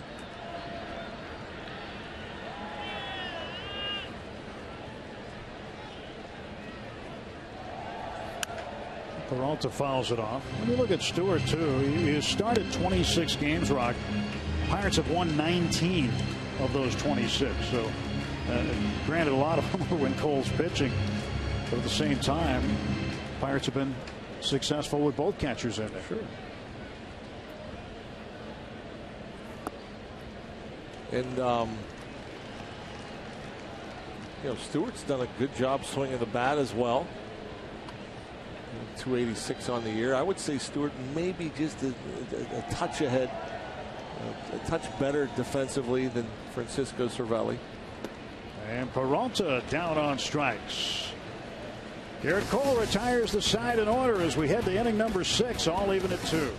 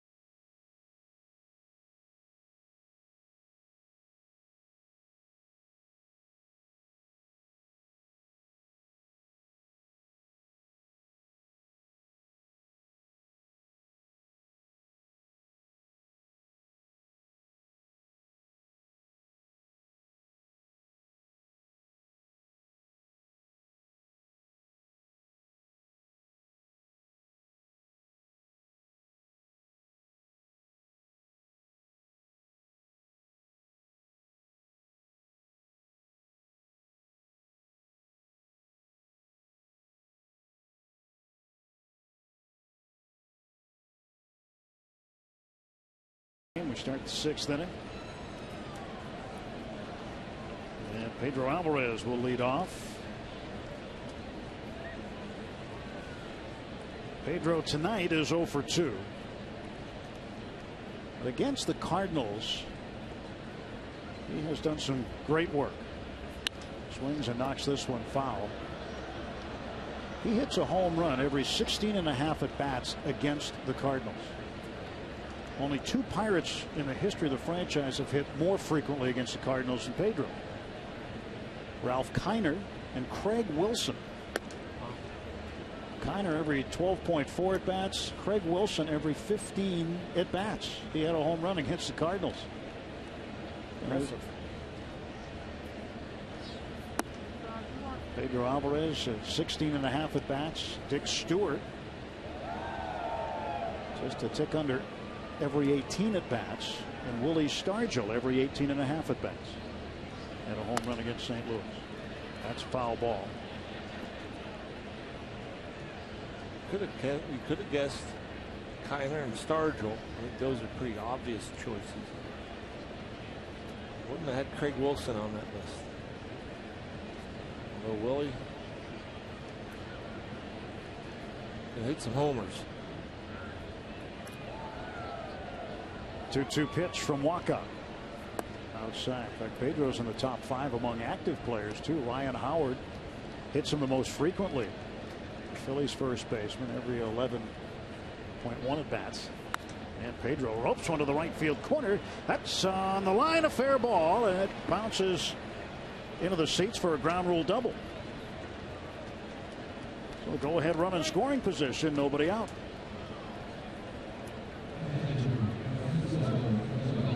And once again, Walker leaving a pitch up in the zone. That's a changeup, pretty much belt high middle. Pedro a little bit out in front. Hits it right on that foul line. Let's see if the Buccos can bring him home.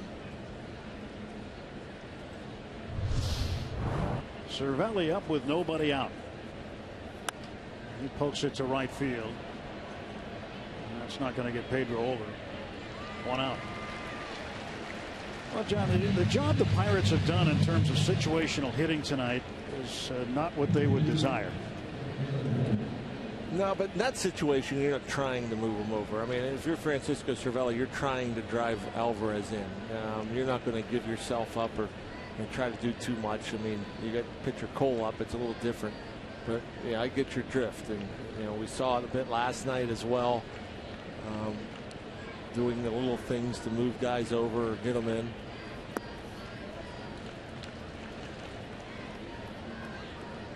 And the Cardinals, again, to their credit, you mentioned the numbers. They make it tough on you. They're better than everybody with runners in scoring position. Way late on that one is Cole. Cardinals have action in the bullpen behind Walker. Right-hander Seth Maness, their ground ball specialist. The left-handed specialist, Randy Choate. Foul tip into the glove of Molina. And down on strikes goes Cole for the second time tonight. He's 0 for 3. 2 outs and Gregory Polanco coming up. You got to wonder if he can keep this going. Right now it'd be a super time.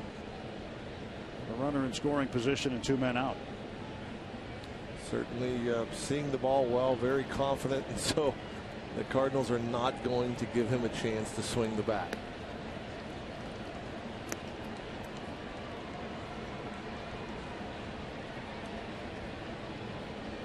$100 pitches now for Walker.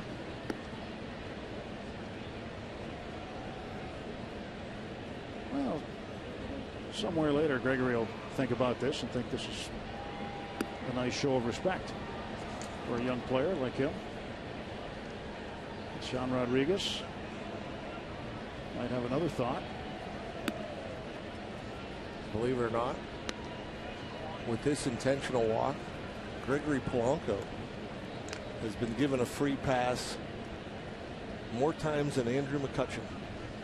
You wouldn't have thought that, would you? Is that amazing or what? Alvarez, Mercer, and Polanco have been intentionally walked more times than Andrew McCutchen. Well, go ahead run at second base. That's Alvarez. Polanco behind him at first, 2 down. Good time now for Sean Rodriguez to get something done. Ball 1.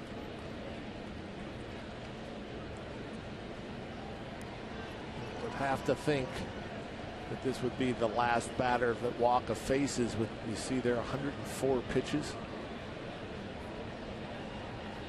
We can discuss things.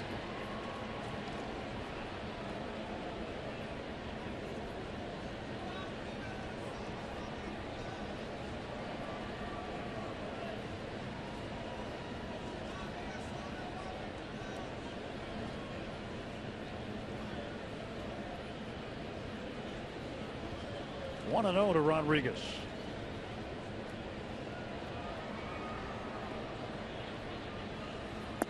Speed pitch in for a strike. Threw him the curve.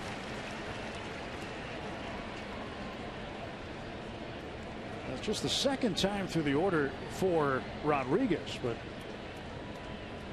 third time generally. You'll see him throw the off-speed pitch about 60% of the time.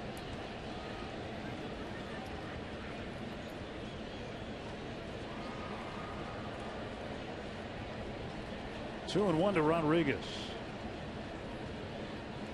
Oh, it's even at 2-2. Worry about so many different pitches. I mean, he throws hard. We've seen the fastball as hard as 96. He has the curveball. He cuts it at 90+ miles per hour. And then he'll throw that changeup like he just did there to Rodriguez, to both righties and lefties. And the 2-2 from Waka. Fouled back to the right. Still at 96 miles per hour. 108 pitches in.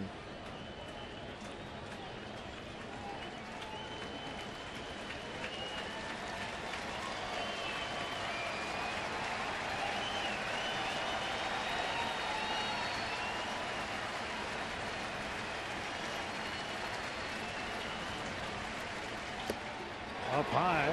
Oh, he called him out. Ron Culpa rings up Sean Rodriguez. Sean doesn't agree. We're heading to the home half of the 6th inning. Let's look at this pitch first.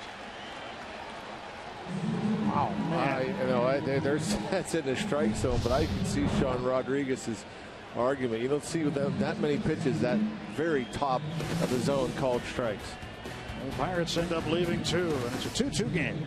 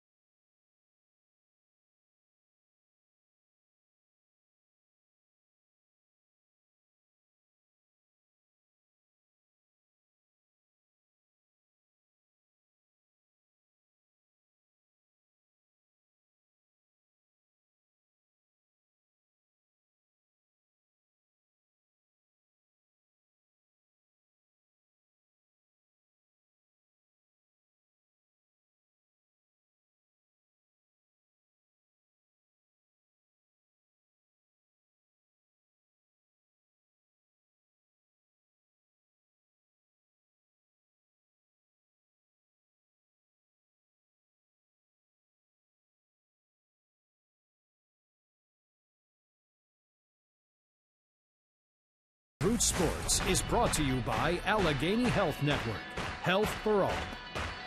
By Kenny Ross, Just Ask a Neighbor. And by Levin's, the official furniture and mattress supplier of the Pittsburgh Pirates. For the best quality, service, and value, shop Levin's. Let's go Bucks!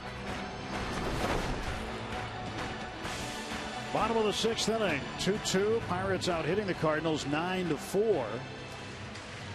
Sean Rodriguez had a little discussion with Ron Culpa. Wasn't pleased with the strike 3 call. I mean, that was, any more, John, inside, that's a ball. There have been some hitters. But it was right there on the paint. There have been some hitters. There will be some hitters. And I have seen hitters that are on their back on that pitch. They're falling on their back like it was at their head. You know, top of the zone, borderline in. 3-0 to Hayward. Garrett does not want to walk the leadoff man here. This is where the Pirates got in trouble in the 5th inning last night.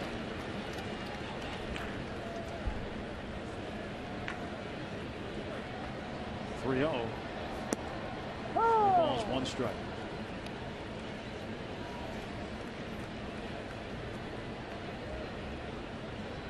Garrett Cole nearing 100 pitches. Monster wide at first for strike 2, so he comes back and fills up the count against Jason Hayward. Hayward has 3 RBIs in the series. Credited with a fielder's choice in the 3rd and a throwing error by Neil Walker. And a ground ball right to Walker. Nice easy throw this time. Strike to Pedro, and there's 1 out. Nice job of coming back there from Garrett Cole.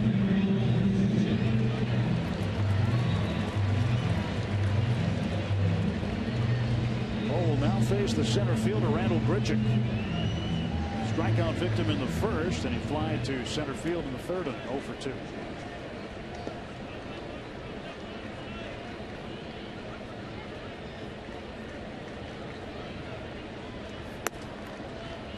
Side ball 1. Grichuk has shown a good power bat for the Cardinals.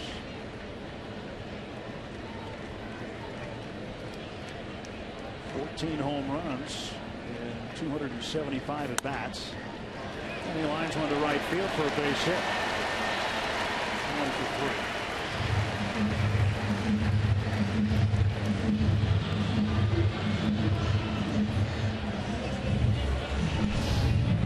3. Tied up a little bit. That sinker, the 2-seamer running in on the hands.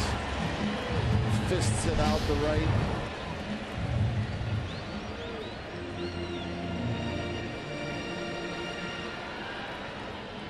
Beginning to stir in the bullpen. Joaquin Soria starting to loosen up. And Molina to right field. And Polanco is not going to make the play. And this is trouble. Grichuk's going to come around 3rd. He will score. They're going after Molina at 3rd base, and they will not make a throw. Cardinals lead 3-2.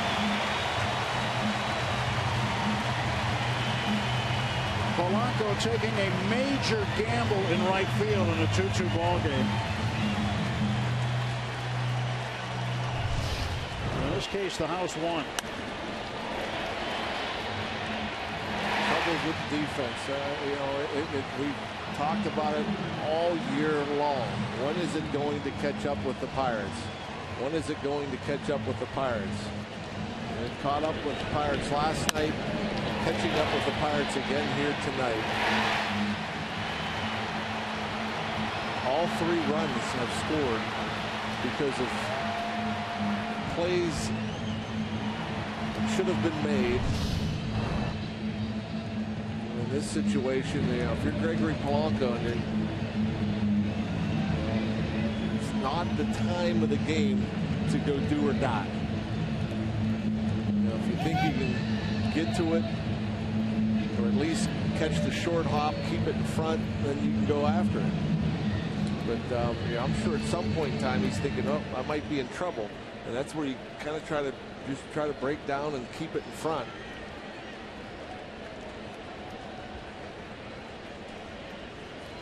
So the 2nd triple of the season for Yadier Molina. Infield in, 1 out. Piscotty fouls it off. And for Molina to get a triple, a play like that has to happen.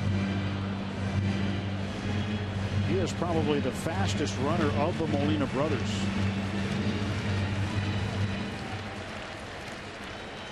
But they're not going to win in the Olympic medals.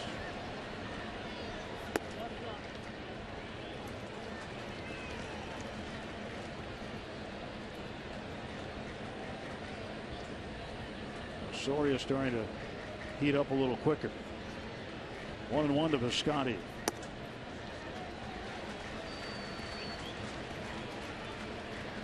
Two balls and a strike.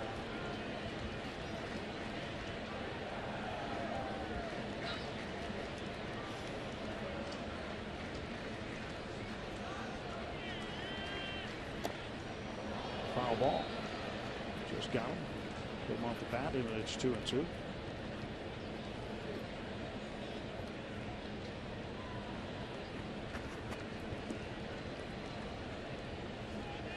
Right, John, the defense has let the Pirates down so far tonight. They're going to have to get after it offensively the rest of the game, make up for it, and try to prevent any more runs.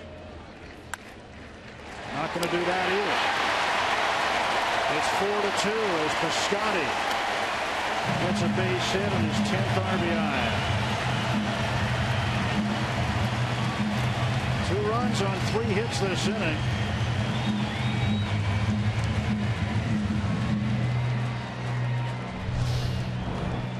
Fights it off, stays inside. That's a good pitch from Cole. That's going to do it. Better swing from Piscotty. The swing will end up chasing the Pirates starter out of the ballgame.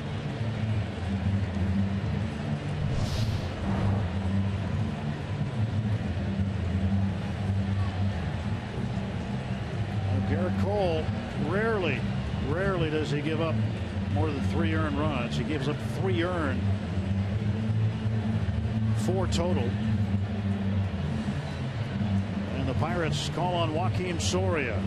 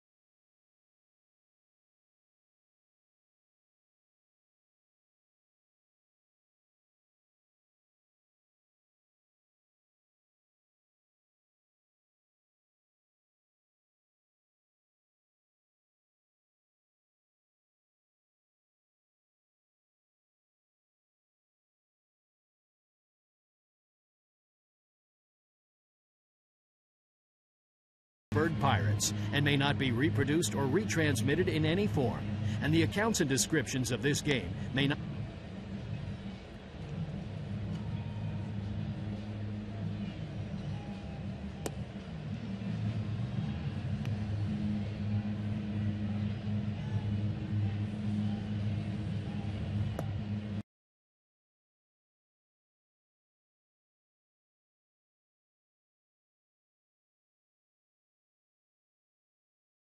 Of the Pittsburgh Pirates and may not be reproduced or retransmitted in any form. And the accounts and descriptions of this game may not be disseminated without the express written consent of the Pittsburgh Pirates. Well, Garrett Cole, 106 pitches, throws 5 1/3, and Joakim Soria takes over for him, trying to get Brandon Moss here. 6th appearance for Soria. It's strike 1 in on Moss.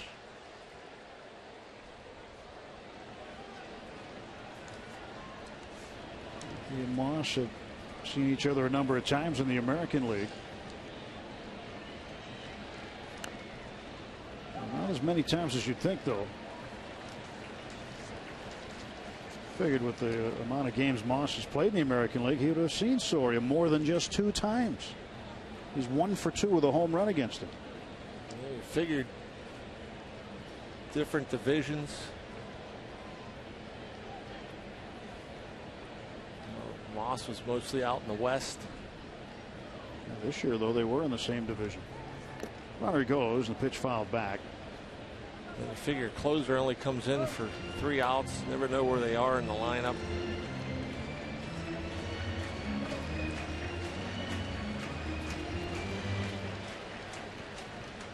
Soria working on Brandon Moss. He's got him 0-2. Moss has struck out twice tonight. Stephen Piscotty is the runner at first base. He drove in Molina for the 2nd run of the inning. And strike 3 called. Moss out for the 3rd time. Not trick.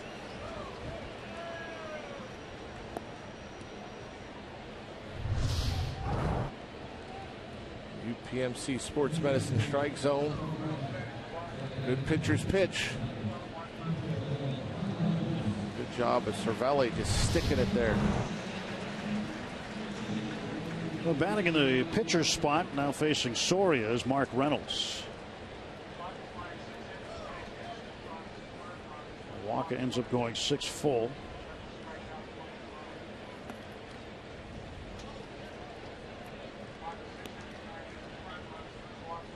7 strikeouts tonight for Walker.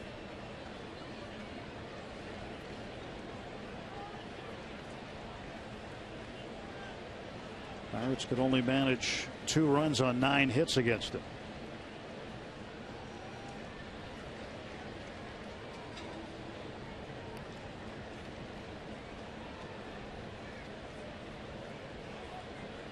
Kevin Segrist has warmed up. Left-hander. We've already seen Choate and Manus with action in the bullpen, and a rare hit to right field for Mark Reynolds. Not very often does he go that way.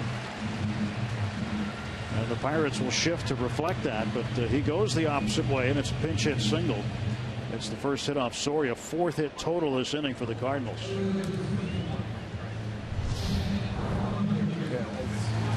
Hard pressed to sit there and say that that's what Reynolds was trying to do.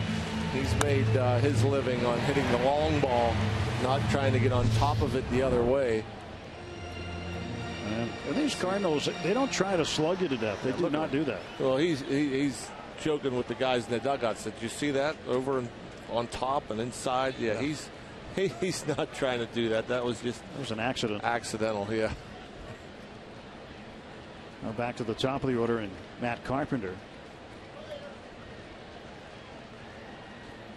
And Carpenter check swing foul ball. When you look at what this team does, and the Pirates like this too, when you talk about pitching and defense, it's run prevention more so than run scoring. And Cardinals, Mike Matheny this year, 19th in baseball in runs scored, but they are tops by far in run differential, plus 121.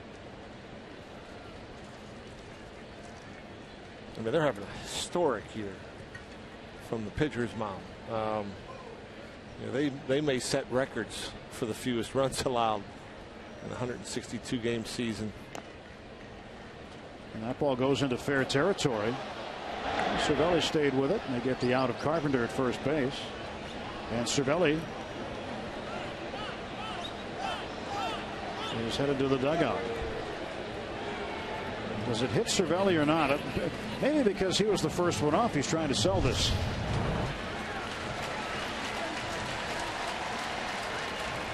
Hits the hits the padding of Cervelli's glove. That'll be a foul ball.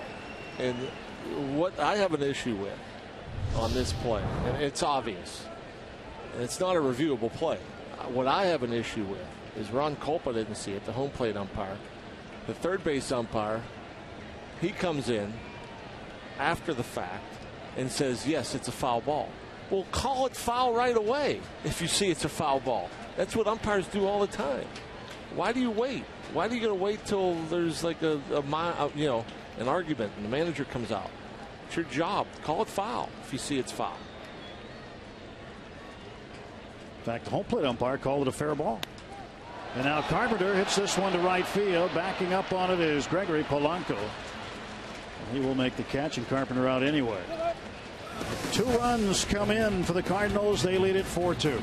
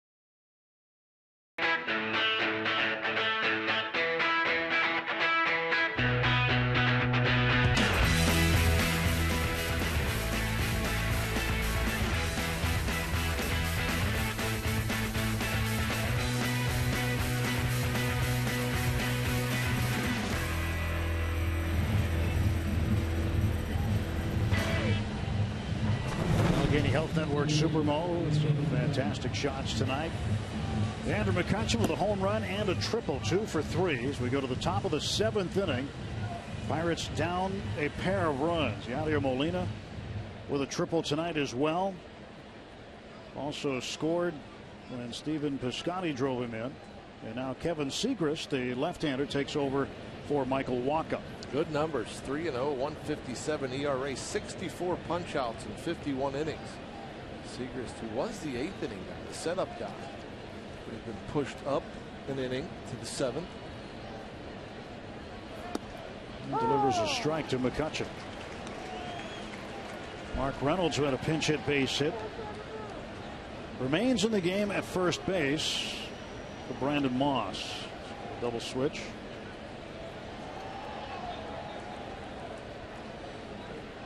Oh, 1. It's outside, 1 ball and 1 strike.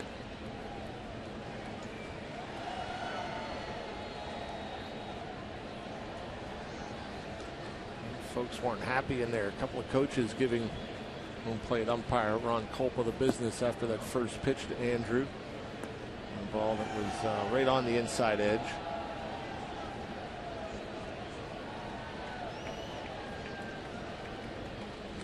Just barely part of that ball on the corner.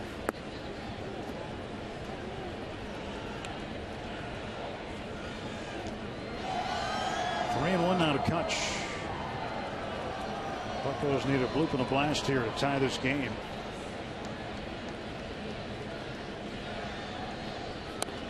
A little roller first base side off the end of the bat. And Reynolds will get there for the out. Bad luck, very bad luck from Andrew McCutchen. Change up, the full swing, right off the end of the bat. And just a spinner. Usually those balls end up foul, but a lot of English on this one. Stays fair.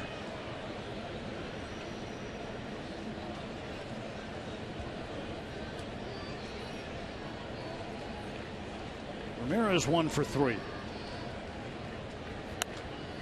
Pops the first pitch back into the deck above us. Strike 1. Well, we want to wish a happy 100th birthday to Rocky Blasio of Greensburg, PA. Big time Pirate fan. 100. Reached the century mark today. Way to go, Rocky. Way to go, Rocco. 100 years young.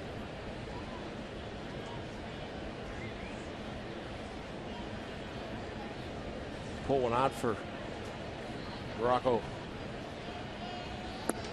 On the corner for a strike. Nothing in 2 to Ramirez.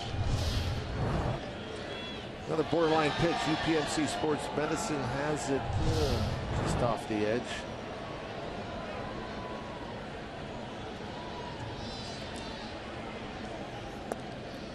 Low. Segrist has been used by Mike Matheny in 3 of the last 6 games.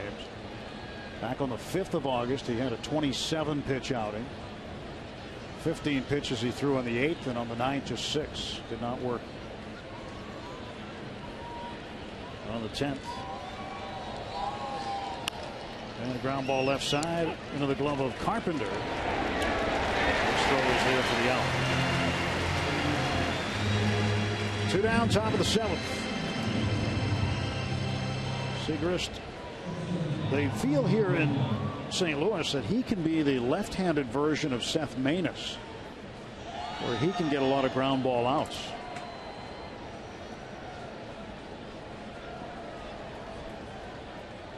He has had somewhat of an evolving role. And just a 155 earned run average for Segrist. But what he can do that Maness can't do is get the big strikeout when needed. Maness doesn't strike him out nearly as often.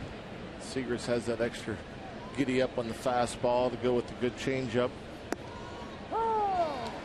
Kind of like a Tony Watson type. Big body, tall, lean, hard thrower, easy motion. Antonio Bastardo in the Pirate pen. 0-2, and Jung Ho strikes out. Segrist retires the Pirates in order. It is stretch time in St. Louis. Cardinals 4, Bucks 2.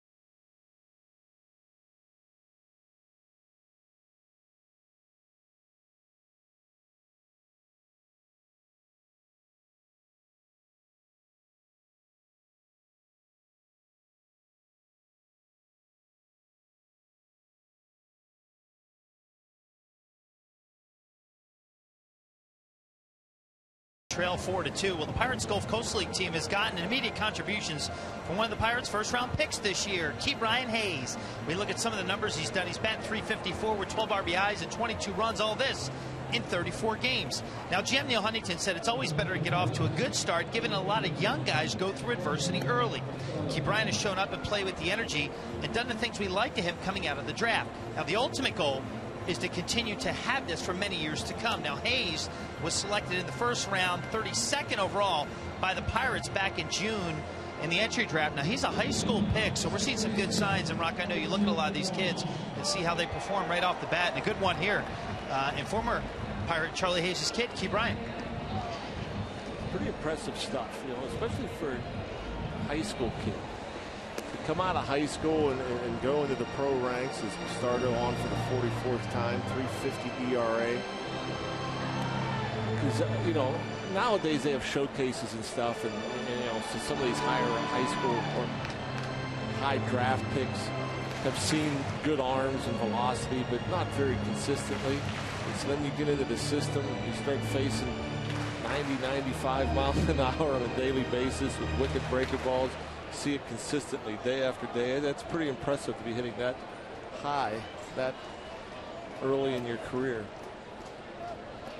Bastardo facing the second baseman Colton Wong. Pretty good bloodlines, though.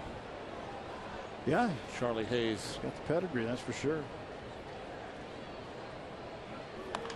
Wong pops the first pitch up. Foul ground, Pedro. And one pitch and one away in the Cardinals half of the 7th inning. It's 4 straight retired in the series by Antonio Bastardo. He retired all 3 hitters last night on outfield fly balls. He's just allowed 2 hits in the last 26 at bats over his last 9 appearances plus tonight.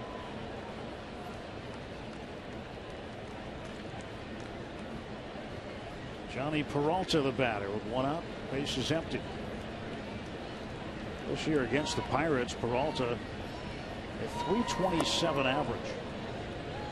Pair of home runs. He's hit well against the Bucks. Peralta with a big hack. Typically see that 1 pitch 1 out. The guys up there almost guaranteed taking.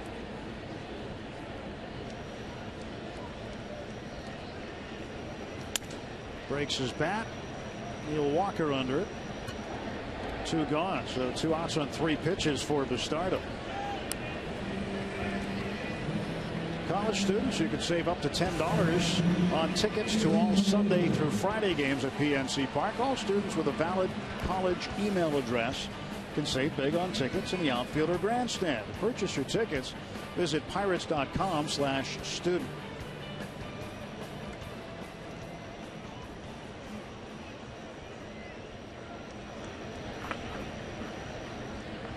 Jason Hayward with 2 outs. That's strike 1.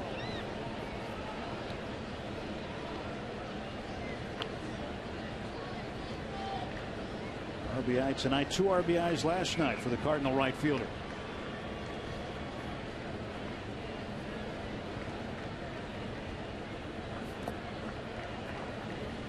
Now 1-1. So you look at the 8th inning. It's an important inning for the Pirates. We saw Trevor Rosenthal come out in the 9th and really shut the door last night, striking out the side.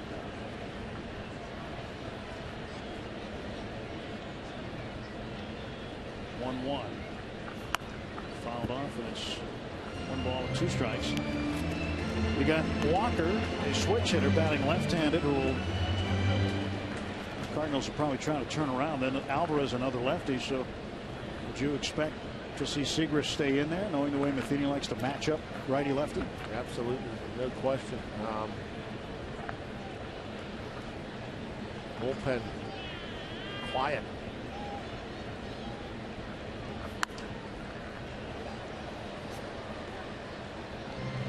Cardinals use their bullpen as much, if not more, than anybody.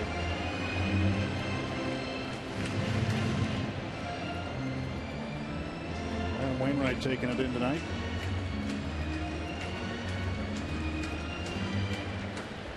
Seagrass with that 58th appearance. Leads the team. And sure, rare to go out there for more than 1. Strike 3 call. A nice tidy inning of relief by Antonio Bastardo. Tires the side in order, punching out Hayward.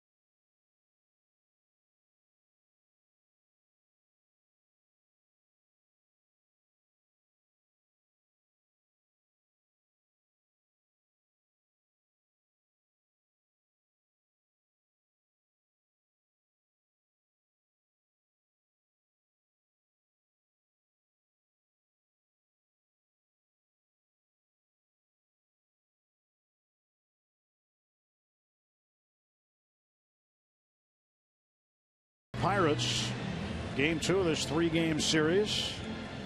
Point Park University, tweet the booth. You can tweet us using the hashtag BucksBooth. And Maniac724 was here in St. Louis. Let's go Bucks, game 2. That's our Point Park University tweet the booth photo tonight. But she stands out in the crowd here. Oh, yeah. That's the color you see everywhere around here. Again, better than 40,000 on hand tonight. You and I have black shirts on, and we'll leave the stadium after the ball game, and we'll stick out like sore thumbs around here. Yep. The Walker will bat right-handed against Kevin Seagrass. Neal looking for his first hit. Pirates need a base runner here in the 8th inning. Neal trying to give his nephew a real birthday present. Neal had a new nephew born yesterday. JT Walker, Jack Thomas, his brother Sean, and his wife Emily had their third.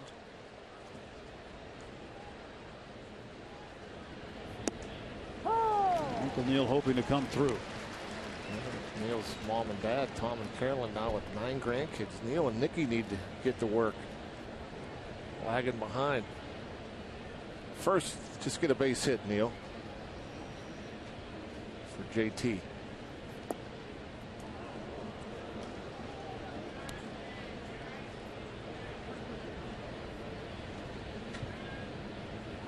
Borderline pitch there. I think Segrist wanted.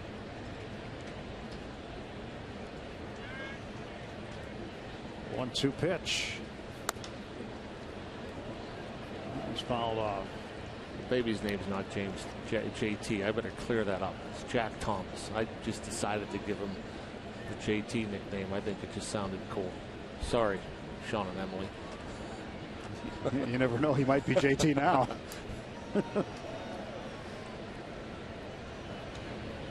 One-two pitch. And Neal base. Oh, man. Segrist got in the way. That one was heading for center field, and Segrist flagged it down. Yeah, it just so happens a left-handed pitcher falls to that side, and that's just bad luck.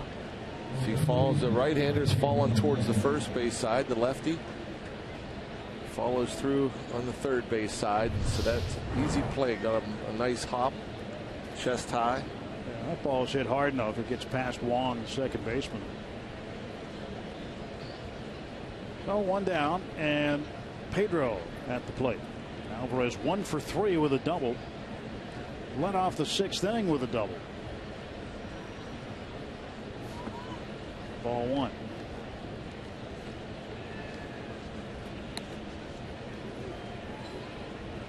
Pedro hoping to get a fastball from Segrist. He's got a big curveball. Joe Blanton in the Pirate pen.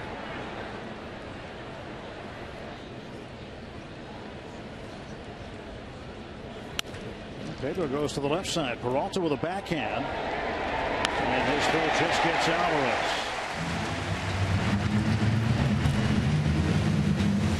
Two men down for the Bucks in the 8th. Peralta, big man. If you saw him on the street, you probably wouldn't think that he was a major league shortstop, and very consistent, steady big league shortstop. That just vanilla, doesn't do anything flashy but make all the plays.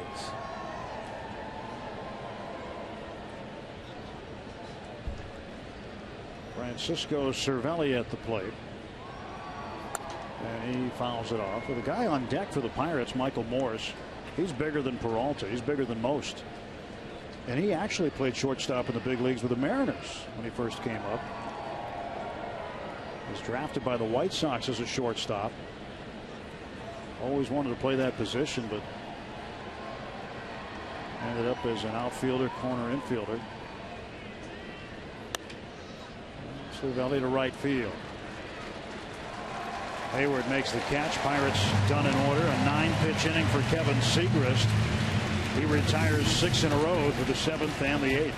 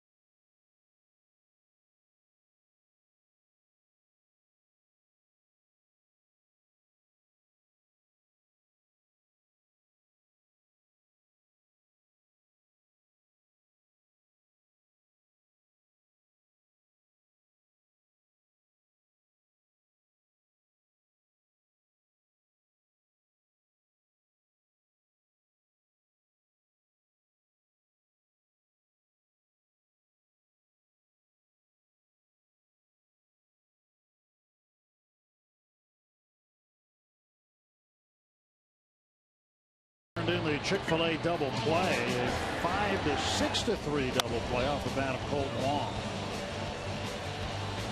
An unusual one at that, but nicely done by Ramirez on the hot smash. Jung Ho not used to turning the double play from the shortstop position. A nice pick from Pedro. That's inside the ballpark village, behind left field here. The place will be full of folks after the game. Joe Blanton coming on to work in the bottom of the 8th inning. Different role for Joe. Well, the veteran will take the ball whenever it's offered. 5 innings and 2 appearances. Blanton hasn't worked in a little while. He worked on the 8th, actually, through 44 pitches. That was his last bit of work. But that over there looks like, from that angle, that it's part of the ballpark. There's actually a street in between the ballpark and that. During the day, the cars get to go down it, but close it off during the games. Randall Grichuk leads off. Ground ball to Jung Ho. He backhands. Fires to first for the out. 1 pitch, 1 gone in the Cardinal 8th. And that is the shot from the top of the ballpark village, looking back onto the ballpark here. Really neat addition. I'll tell you what, it looks a lot better than that vacant parking lot that was there for years. I know. Yeah, they left the old bush. The remains of the old bush just was all dirt and grass, gravel. It was a fenced-in gravel area. They have really done a terrific job with it. Pitches up and into Molina.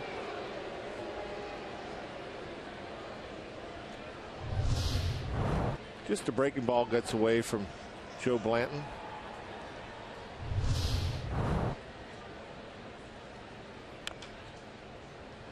One and one to Molina. Had a triple in the 6th inning.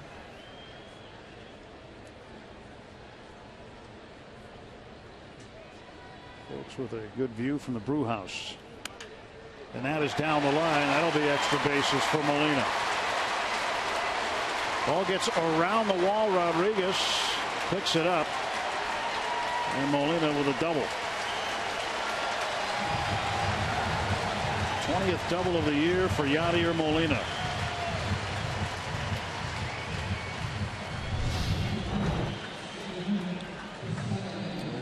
Fastball in. Just when you start thinking that Molina's starting to slow down with the bat, he keeps plugging away. A couple of extra base hits here tonight.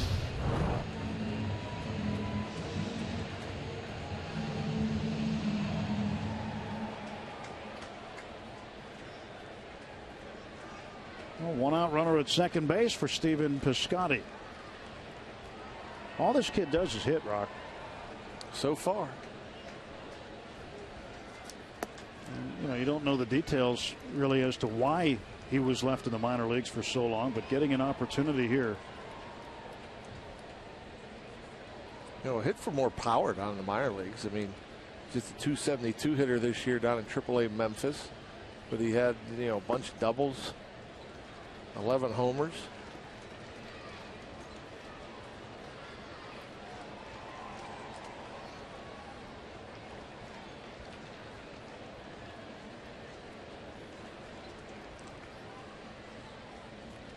Blanton's pitch in for a strike, 2-1.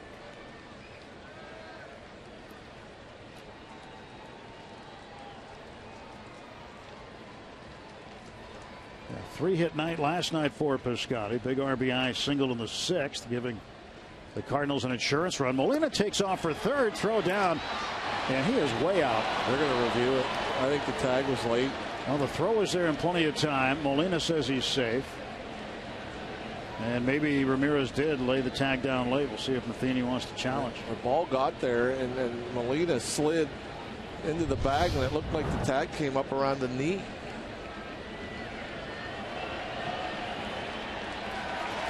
Oh, man.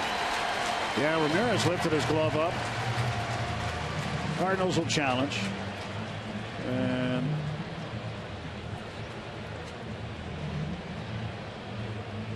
Yeah, they're going to win the challenge.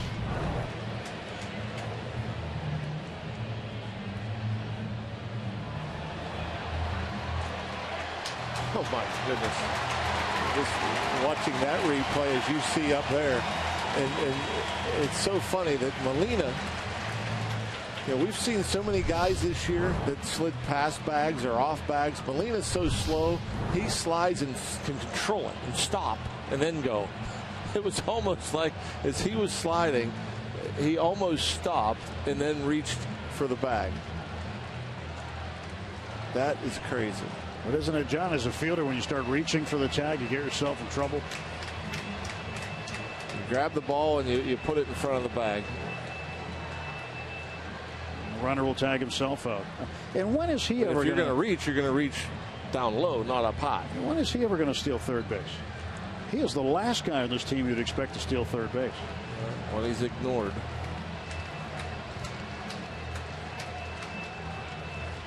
I don't even know what's taking these guys so long in New York to pick it up. Well, they might not have a clear shot.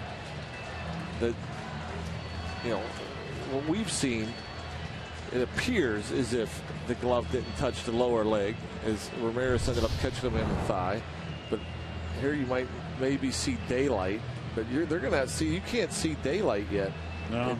You know, and so obviously Ramirez has that extra tag at the end there where he hits him in the thigh, but I haven't seen anything definitive where there's daylight between the glove and Molina's leg on the first attempt. Well, this is all the Pirates can hope for right now, is that there isn't a camera angle that provides clear and convincing evidence. I mean, there's no daylight. You can't tell that he wasn't tagged in any of the views. Just by Ramirez's reaction, see, you can't tell that doesn't touch his leg. There's no daylight. The only reason that you would think that he wasn't tagged is because Ramirez reached and tagged him in the thigh later. Well, this is going to end here. Let's get the call. He is safe, and the call is overturned.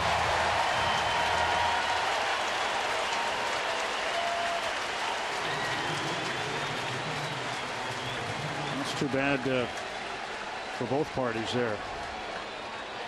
Cervelli's throw was certainly good enough to get him out. So that puts a man at third base and one out for Piscotty.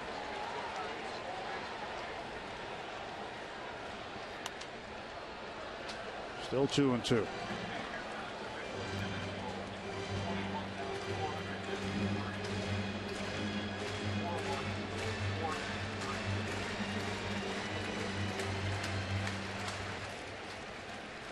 Two balls and 2 strikes the count.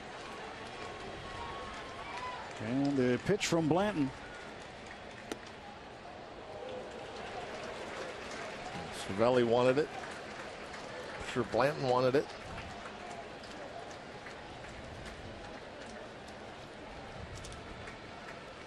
Just up. Didn't miss by much. Payoff pitch.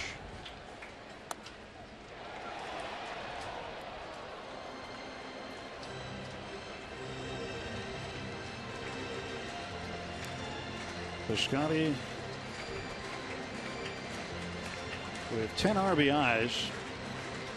He has driven in 10 other people. He hasn't had a home run.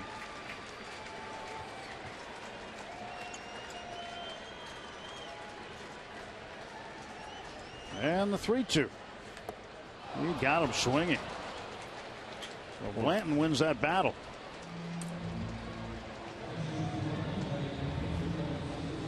Tomorrow night, the series will conclude as we take a look at the Nissan road ahead. Francisco Liriano and Lance Lynn going at it.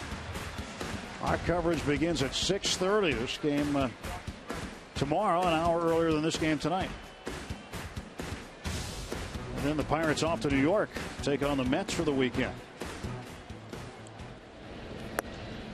Peter Borges pinch hitting in the pitcher spot, which is now 8. It's like Jay Happ and Bartolo Colon on Friday in New York. Yep.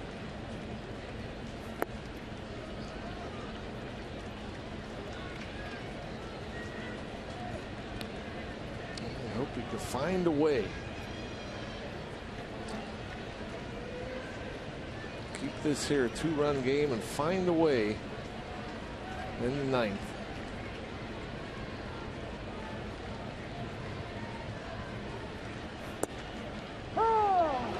Strike 2 to Borges. Fans don't like it. Pitch appeared to be down and out of the zone. Well, tickled the shoelaces, but that's a strike for Blanton, fortunately for him. And the 1-2. Borges down on strikes. So Blanton, after the steal of third by Molina, strikes out the next 2. Last wraps for the Bucs as we go to the top of the 9th.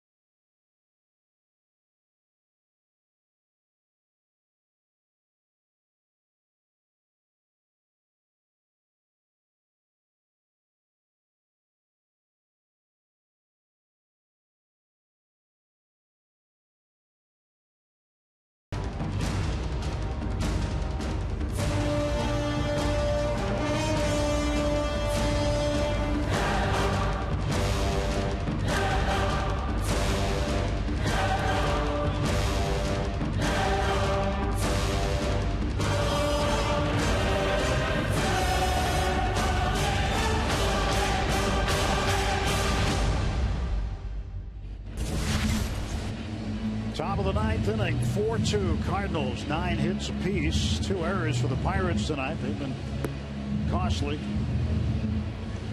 And it is a tough job now as the Pirates will have to face the Cardinal closer, Trevor Rosenthal, who is attempting to tie Mark Melancon for the major league lead in saves. Peter Borges, who pinch hit, will stay in the game and play center field. Pirates have done it before against Rosenthal. See if they could do it again. Despite that record, that ERA rather, at 154. Rosenthal not only a hard thrower, a great changeup. Threw it often last night. Easy 3-up, 3-down inning. Here is the guy that ended the Cardinals season last year, Travis Ishikawa. And surprisingly, last night when he came to the plate, and here again tonight, gets a very indifferent response from the Cardinal fans. Yeah. 1-0. So Ishikawa hit the pennant-clinching home run for the Giants over the Cardinals at AT Park last year. A walk-off winner to win the pennant. And he lines one to Peralta. And there is 1 out.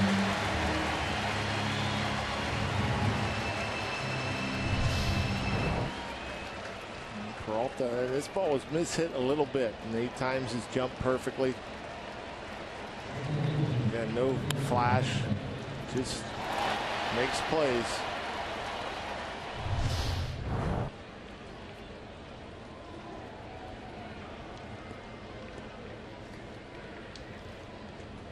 Gregory Polanco is 3 for 3, intentionally walked in the 6th inning.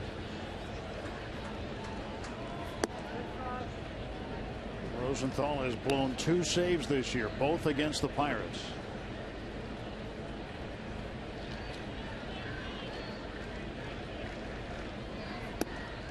Two balls, no strikes. Let's just need a base runner here. Man on, get the tying run to the plate. I was surprised he was swinging there. Just need a base runner. I'm surprised he didn't throw a fastball there. I mean, how do you come with a 2-0 changeup? You're up 2. Nobody on base. And again, that's what makes him so tough to hit. Throw any pitch at any count. Confident that he can throw it for strikes.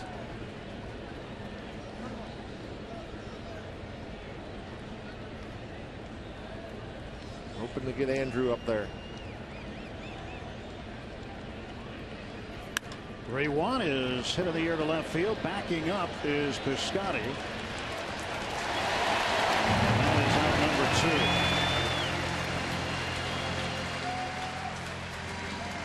And we'll wrap up this series from Busch Stadium tomorrow as Francisco Liriano takes the mound for the Bucks.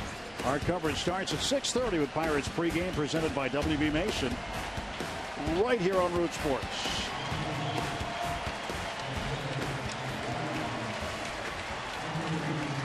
Well, a crowd of better than 41,000 tonight, all standing as Trevor Rosenthal will face a pinch hitter, Michael Morse.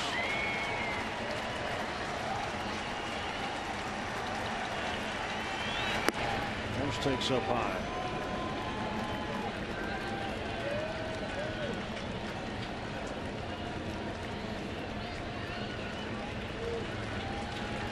The Cubs have won in extra innings over the Brewers tonight, 3-2. Each time now the Cubs win and the Pirates do not, objects in the rearview mirror are closer than they appear. Yep, that's also not good.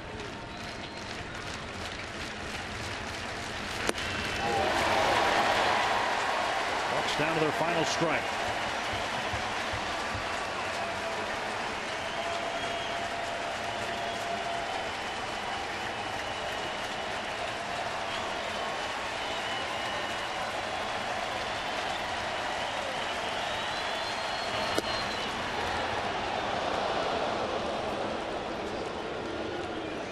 The Cardinal fans groaning about a pitch that was a foot outside.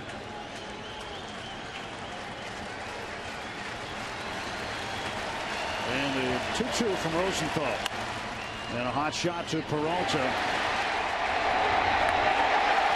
The Cardinals have won 8 straight games against the Pirates here at Busch Stadium. The Pirates now find themselves 7 games behind the division leaders. And for the first time since 2005,